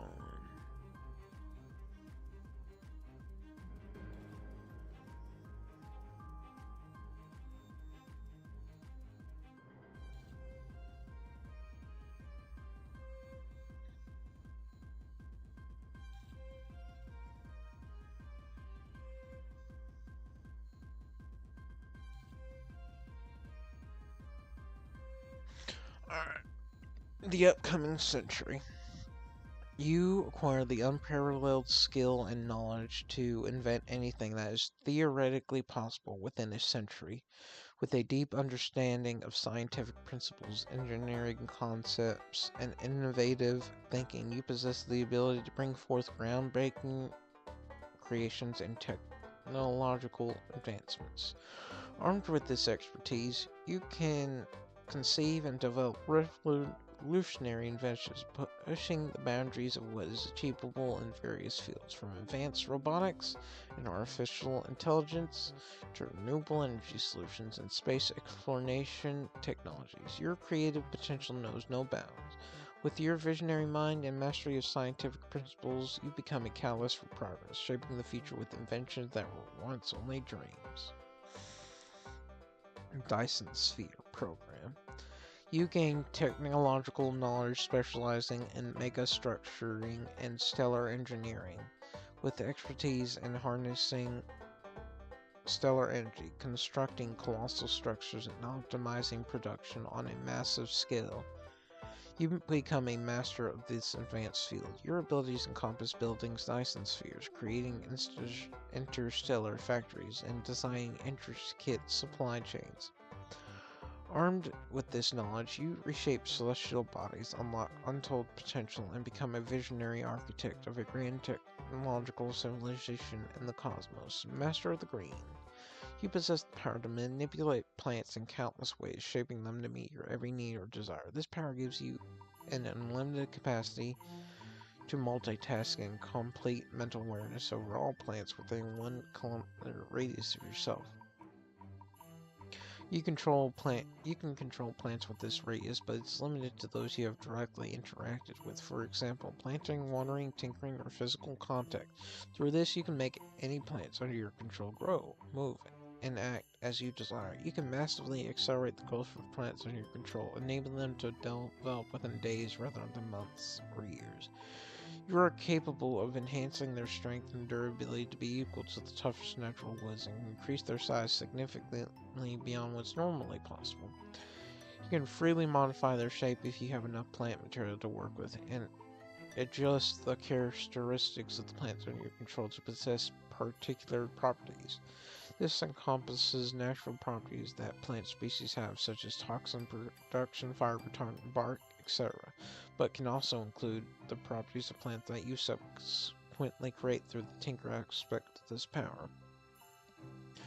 Your tinker focus is broad and versatile, allowing you to tinker with any plant species you come across and beyond. You can vastly improve and expand upon the original properties of plants, such as augmenting their ability to photosynthesize, or also develop completely new properties in your plant, such as secreting strong acids, generating bioelectricity, or actively camouflaging.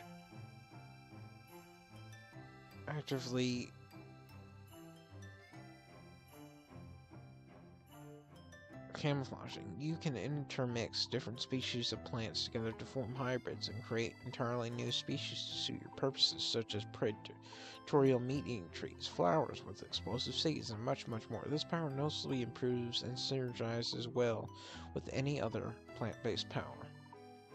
Nyx. You now have the ability to manipulate darkness and shadows with precision and control, able to create, shape, and harness them for various purposes. While darkness is mostly used to cloud everything into complete obscurity, it can also be harnessed as both the absence of light and a tangible substance. With it, you possess the capacity to manipulate entities existing within darkness, establish and dissolve shields in areas of absolute darkness, construct tools and weaponry shape enough to rend through steel like a hot knife through butter, make shadowy servants that are able to go toe-to-toe with high-level brutes, teleport vast distances by traversing through shadows. Your versatility with this power is bound only by the extent of your imagination. Your range extends within a radius of 200 meters around you. You also get unlimited multitasking with this. It is worth noting that powers based on light are particularly potent against you. However, your ability to withstand and resist these light-based abilities increases in darker environments, allowing you to maintain stronger defense against them. Eos Nyx.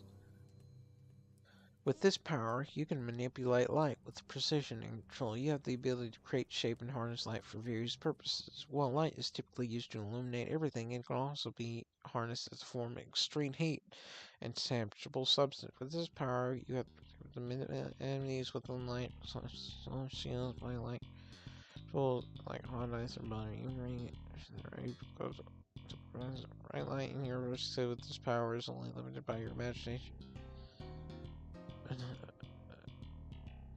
Alright, yeah. Fictiportation. Fictiportation.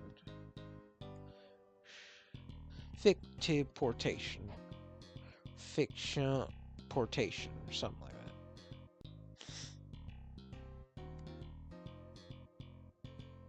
that. Imagine being able to pull out any object from your favorite stories, as long as it fits on a screen or a page. You can reach out and grab anything from fiction, whether it's a magic wand, a lightsaber, or a sonic screwdriver. The only catch is that the more powerful the item is, the more energy it drains from you.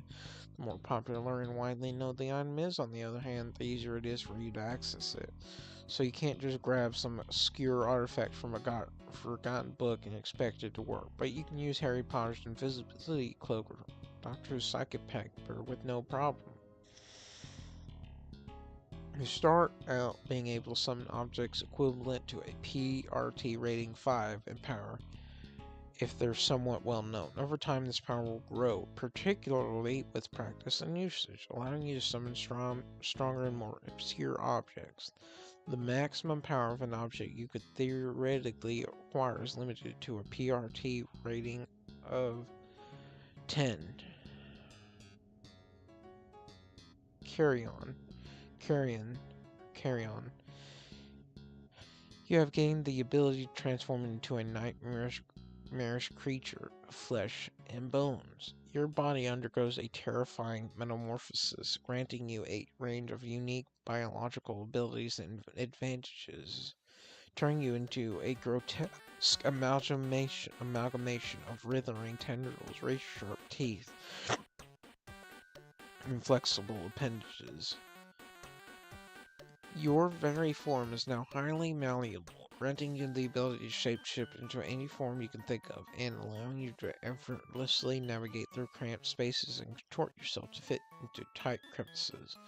Your physical prowess is greatly enhanced, enabling you to shatter barriers and crush obstacles with your raw strength. Additionally, your regenerative capabilities become extraordinary, allowing you to heal and adapt rapidly from any wounds instantaneously reattach severed body parts. In this form, you possess an arsenal of biological attacks. Your tendrils can lash out, ensnaring and pulling enemies towards you, while your teeth can tear through flesh and bone effortlessly. Consuming the biomass of defeated foes replenishes your vitality and grants you knowledge of those you've devoured. The more biomass you possess, the stronger you become. Your biological adaptations extend to your sensory capabilities as well. Your perception is heightened, allowing you to sense the biological composition of living creatures and analyze their vulnerabilities. This enhanced awareness grants you a form of weak precognition, enabling you to anticipate your opponent's moves to some extent. The flesh that hungers. You gain the ability to generate a flesh seed from your own blood, which, when planted into the ground, triggers a macabre transformation of the surrounding land and living creatures. At its initial stage, the flesh seed will sprout into a small, grotesque plant that will begin to twist the other flora and fauna around it into biological abominations. These abominations exhibit a primal nature driven by their insatiable hunger for flesh and their instinct to grow and adapt. As you progress and nourish your creations, they evolve and become increasingly formidable, growing larger, more complex, and more dangerous. The twisted biome you cultivate possesses a symbiotic relationship with you. As the progenitor of this horrible ecosystem, you share a psychic link with the creatures and plants under your control, allowing you to exert influence over their actions and direct their growth. Through this connection, you gain an understanding of their needs and motivations, enhancing your ability to guide and command them. As the twisted biome expands, it begins to exert an influence over the surrounding environment, gradually warping and distorting the land. This transformation grants you an increasingly advantageous position, as the encrusted environment supports the growth of even more formidable and monstrous beings. Liminal Landscaper. You have 3 regeneration charges of power a day that can be invested into a liminal threshold, which can be defined as the boundary between any two differentiated area. Investing a charge of power into the liminal threshold creates a separate layer of reality called liminal landscape.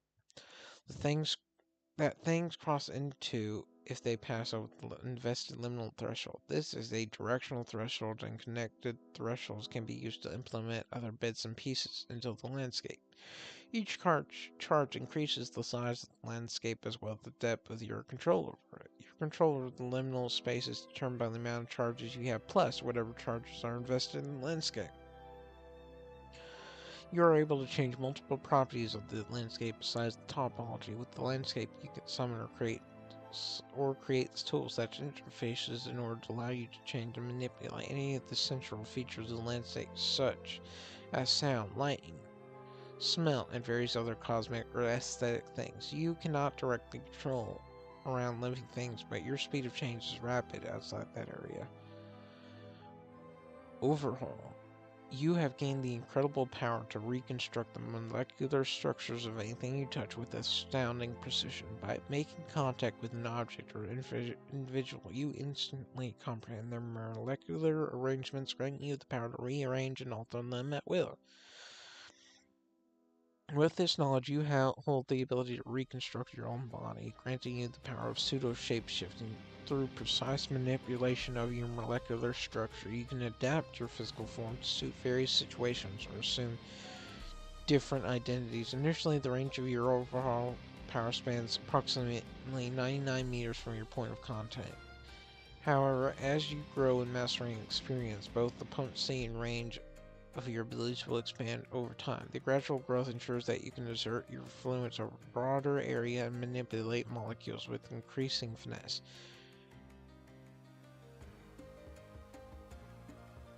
In addition to these extraordinary capabilities, Overhaul grants you the option to disassemble, restore, or reshape any target you touch, whether it is living or non-living. The choice rests in your hand. Think Simulacrum Advisor.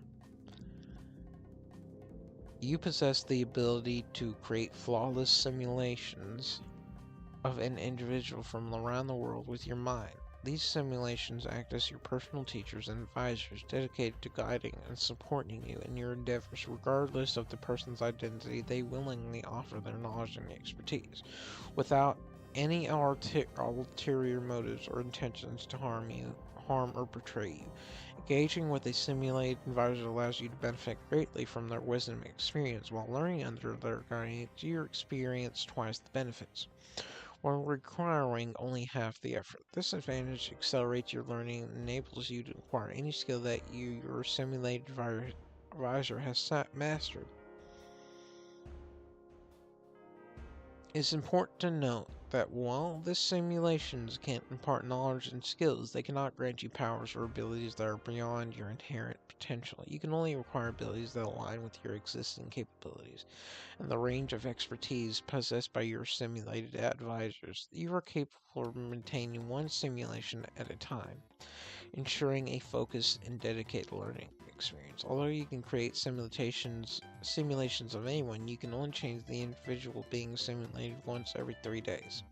However, you have the freedom to drop the simulation at any time should you desire to change or feel the need to explore a different mentor.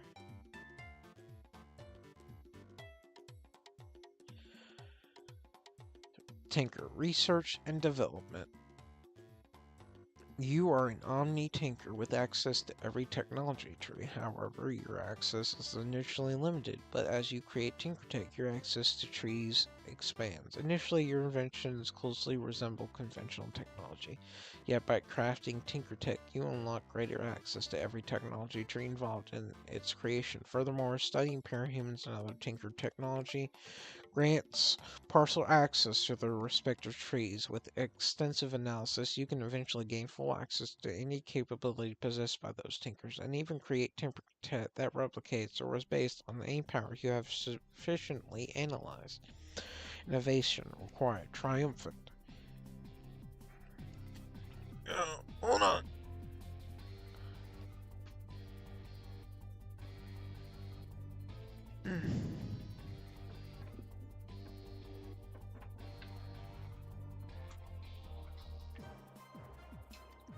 Okay. Oh, what? I'm good. Hold on. Getting some water.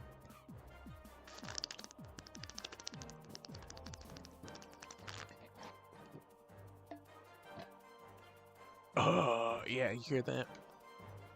Me sucking down water.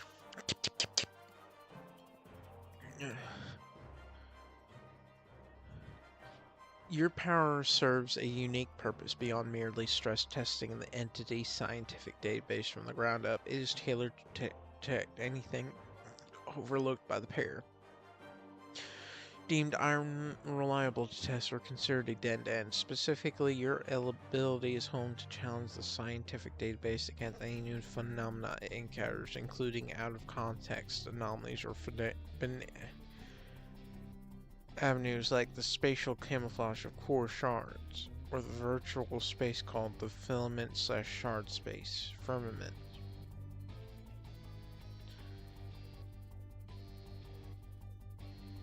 As a result, your only limitations lie in phenomena you can only personally research for various reasons. You possess the capability to investigate phenomena such as magic, psionics, chi, or any out-of-context problems you encounter. Even without possessing esoteric knowledge, your research speed will accelerate tremendous. If you have it, though, copyright infringement require a tinker techie.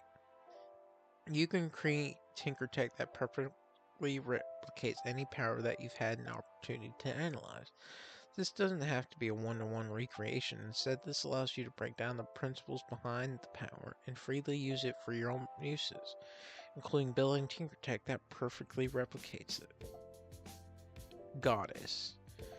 You have 6 powers. Your primary power is a master power that lets you influence anyone in your vicinity, which realigns parahuman cognition into being your subjects. Well, damn, that kind of sucks. The second power is telekinesis. I mean, it sucks for anybody else. As a powerful long-range expression of this ability, you can fly, have super strength, manipulate objects and people. Your telekinesis manifests as fractal patterns in the air, and although you are only capable of moving inorganic objects, you are capable of seizing people by their clothes. Third, you have a touch-based trump ability that lets you tune abilities and defenses in a manner akin to Skyo. Fourth, you have a danger sense. Your danger sense will alert you to the strength and direction of any danger that you face. If the danger is overwhelming, such as the case with Sky or Contessa, you will feel danger with a distinct lack of direction. Fifth, you have a personal power battery that you can tap to strengthen your abilities for amounts of time. When used in conjunction with your master ability, the influence can spread between capes like a virus. The sixth power is unknown. You may freely decide what it is so long as it's no stronger than high tier 1. Shaker for C. See, some of these I've never even read before. Alright. You can make golden doorways back in time for around a few minutes. It takes concentration to open them, and minutes and maintain them, so you can only open them nearby or through a screen. It gets harder and harder to chain multiple portals, so you can't travel through days and days on end. Anyone passing through will replace their past selves, but now have their future injuries and possessions. You can make a time bomb by looping light between 2 portals, aided by your power to become increasingly powerful with time. You're unable to go before you're entering unless you have homecoming. Trump. Nullification. Nullification hazard. Anyone who has you on their mind loses their connection to their shard, causing them to be unable to use their powers. This power is always active by default, but holding back allows you to decide who is affected. Ribbons. You are able to create ribbons from your body that you have precise telekinetic control over. By default, they are as strong as steel, and they can get stronger by leeching powers off of living parahumans they touch. As you drain parahumans, their powers get weaker, and weaker until they are gone forever. While you do not get these powers yourselves, you will have control over the different powers that your ribbons manifest. Your ribbons may have an unlimited number of powers, and they all share them with each other, making it impossible to lose them without outside Trump influence.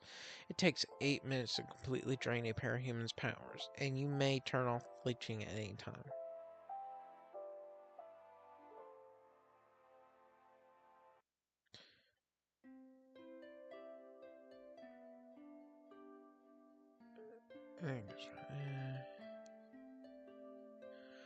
Magical plant. You can grow magical plants that grow shards of their own. Aw, that's cool. Causing them to gain powers. When you first plant them, you can choose the theme that the power will take on, though the exact specifics will be random. They grow at a rate of 1 SP every 3 days, but the growing rate halves every 15 SP. Every day you choose to either sow a new plant or boost the growth of a previous plant, causing it to instantly grow 3 days of growth in the direction you want. Oh, every day you can choose to either sow a new plant or boost the growth of a previous plant, causing it to instantly grow 3 days of growth in any direction you want. The ways these plants manifest their powers vary, but you have a natural psychic link with your plants, allowing you to control their powers. These manifestations may be things like plants that shoot fireballs, slow time around them, or even grow fruit that, when consumed, give temporary powers. By taking care of and showing love to your plants, you can slightly encourage how the plants improve their powers, with the surrounding environment playing a heavy factor. New plants may germinate from the seeds of these plants, though they will only start half as strong as the original and grow half as fast. Verdant Patron, Master of Green. Your connection to plant life has expanded beyond just the magical plants you sow. Now, any plant under your control, whether ordinary or supernatural, can develop powers over time. You are no longer bound by the slow having growth rate of your magical plants, as even mundane flora can be uploaded through your influence, starting with minor enhancements like increased resilience, faster growth, or subtle elemental affinities. Over time, these normal plants can grow into something far more powerful, gaining abilities similar to, but not quite as strong as, your magical plants. This greatly expands your influence, as you're no longer limited to the plants you personally sow. Forests, gardens, and even wild weeds can become conduits for power,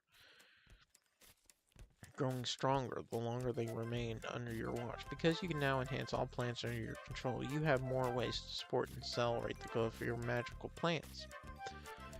A grove of empowered trees could feed life energy into a newly planted magical seedling. Speaking of its development, you can crossbreed between plants, creating new hybrids that has the strength of both its parents. Even weeds and invasive species before become valuable assets, growing into defensive barriers or spreading new abilities through the land like wildfire. Your power is no longer limited to what you plant yourself. Every root, stem, and leaf you man has the potential to become something extraordinary.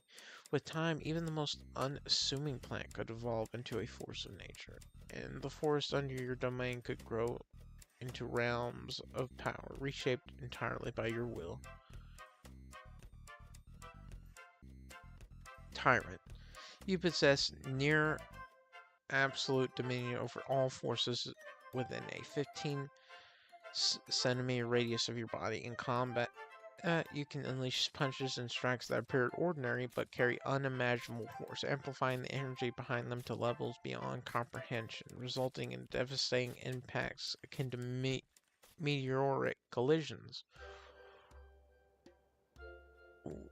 Or, through your precise control over kinetic energy, effortlessly drain the momentum of bullets fired at you, suspending them in midair as harmless projectiles. Beyond Ron's strength, you can even manipulate all electromagnetic fields near you. With a touch, you can render electronic devices useless or generate devastating surges. Furthermore, your mind is enhanced, enabling subconscious calculations of the forces you control with precision. The heightened cognitive ability allows you to effortlessly and intuitively manage the vast array of forces at your disposal, ensuring unparalleled and seamless control of the forces within 15 centimeters radius. How the turns have tabled. That punch, abnormally powered up on a moon of Jupiter, went back in time and landed before it was thrown. You have gained the power of inversion, allowing you to manipulate the cause and effect your actions within a 30-minute time frame. With this ability, you can achieve astonishing feats by bending time to your advantage. And in your everyday life, simple tasks like packing your bags or cooking become instant as you invert cause and effect, making your bag already packed with precisely what would have included or a meal already cooked the moment you walk into the kitchen. However, the accuracy of the count increases the further you go due to the increasing variables of possibilities. With the first 10 minutes, you maintain nearly 99% accuracy in achieving your intentions. At the 20-minute mark, your accuracy remains around 90%, while at the 30-minute limit, it decreases to 80%. In combat, your actions become unpredictable and unstoppable. You can fire a gun, and by inverting cause and effect, the bullets appear to have already hit the target before you even pull the trigger. As with everyday tasks, your accuracy diminishes as you approach the 30-minute limit. Natural world. You are able to recreate any natural phenomena you understand, such as combustion, gravity, erosion, or even atmospheric pressure. However, to do this, you must fully understand both how the phenomenon works and how it will interact with your target or surroundings. It is not enough to know that something happens. You need to know why and how. The better your understanding, the stronger and more controlled your effects will be. If your knowledge is weak or incomplete, your power may be unstable, weak, or fail completely. Simple effects like generating heat through basic combustion may be relatively easy if you understand oxygen's role in the reaction. More complicated effects such as electromagnetism or quantum interactions require greater knowledge, both of the phenomena itself and how it manifests, and affects the planes where it manifests. Just a minute. You are able to animate and manipulate objects to fit your needs. However, the objects need to meet specific guidelines in order for you to do so. The objects must be palm-sized before they are animated and will grow to human size after the animation process is complete. To use this power, you must spend time using the objects and detailing or improving their quality. The durability and quality of the animated object are directly related to the starting material and the amount of time you spend using or improving it. The power of the animated objects is directly related to how you understand the rules governing the object's source material. Melee weapons or ballistics, which have simpler rules, can be easier for you to replicate more than complex systems such as magic, which can have highly varied and predictable attacks. Shard limitations prevent the user from making anything that would match the power of an Endbringer. In addition to those limitations, the duration of your minions is tied to your stamina. The more you create at once, as well as the more complex the rules their powers work by, the more stamina it costs to maintain.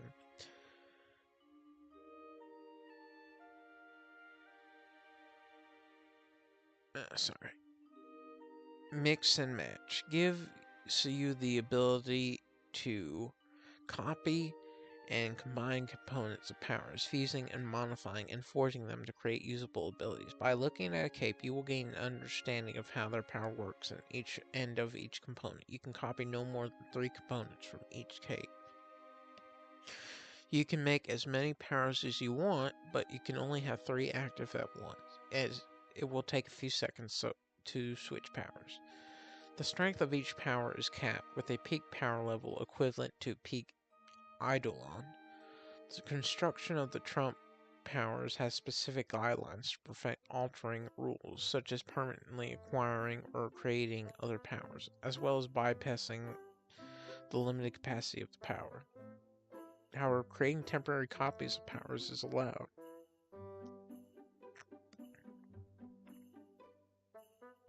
Identity. After touching your target for a minute, you are capable of erasing your target's existence, including other people's memories of them and all traces of their identity in the form of photos, documents, and the like, preserving only your own memories of the target. This does not have an inherent protection for keeping others from noticing they have lost their memories. After you have erased their existence, the target becomes a featureless humanoid creature that you can control. The target's mind will be trapped in a room where they can experience everything their transformed body is experiencing. You can undo this control, returning them to their original state, and making all information of their existence return. Oh, this creature retains any skills or powers the target had. Alright. Master, dead body. This power grants its user the ability to revive themselves in a replicated body after their original form dies. When the user dies, a replicated body is created next to the corpse. The user's consciousness is then transferred to a replicated body, which resembles the original, allowing them to continue living. The replicated body will have all the equipment and objects on the original body's person, though it is limited to no more than 3 times their weight. The user may also control their original body after their death, transforming it into a zombie connected to the user as a hive mind. However, they are limited to only 4 zombies under their control simultaneously.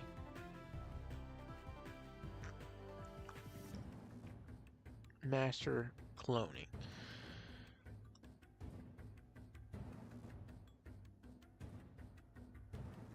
You can absorb the DNA of a single parahuman via touch, which can be used to produce a single clone of that parahuman. You can create multiple clones of a specific parahuman. The cloning process takes 180 minutes or 2 hours and 60 minutes, 3 hours, or 60, 70, 80, 90, 120, 3 hours. And the user can only create 1 clone at a time. During the cloning process, minor alterations to the clone's physical appearance and power expression can be made. You have a telepathic link with the clones, allowing you to command them from afar. All clones produced retain the original's memories and are capable of acting on their own. They are able to solve complex problems and think for themselves, and are given autonomy to make their own decisions. They are still loyal to their creator, but they are not completely obedient and can act independently if they believe it will benefit the creator. You are unable to create clones from other clones.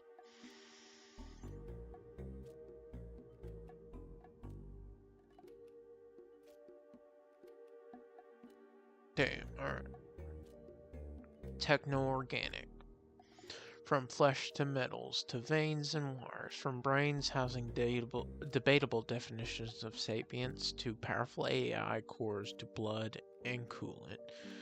There is a long list of different specialties that can focus on either wetware or hardware, sometimes merging in limited ways, but all the same as difference between them. Biology can grow and evolve, but can be slow when it comes to strong change. Technology is the aspect of progression and adaptation, able to improve on countless times, but it is static if nothing pushes it forward. It will stagnate and rust, but you, my good friend, are the singularity in both fields. You specialize in techno-organic or biomechatronics, deleting the boundaries between hard and wetware to create something better than the sum of its parts. From a set of power armor that can be fused and stored within one's body, granting increased protection to access to advanced weapons and digital systems, creating modules that absorb other unclaimed tech and adapting to a system devices that can regenerate, or even TO nanites that can think and make quick adjustments faster than an average nanite could. Produce advanced TO wear that can grant someone advanced nanotechnosis with nothing but a simple pill or shot, maybe even a way to transfer one's consciousness perfectly with no error. After enough study, beasts of all shapes and sizes can be made, all outfitted with technology weaponry integrated into them so deeply that their descendants will have their modifications. The sky is the limit, and nothing can hold you back. Alright. It turns out that we were not playing Borderlands tonight. Maybe tomorrow. I got really into this.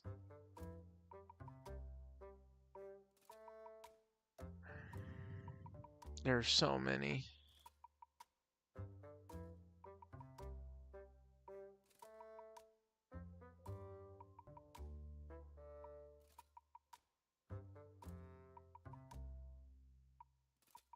Alright.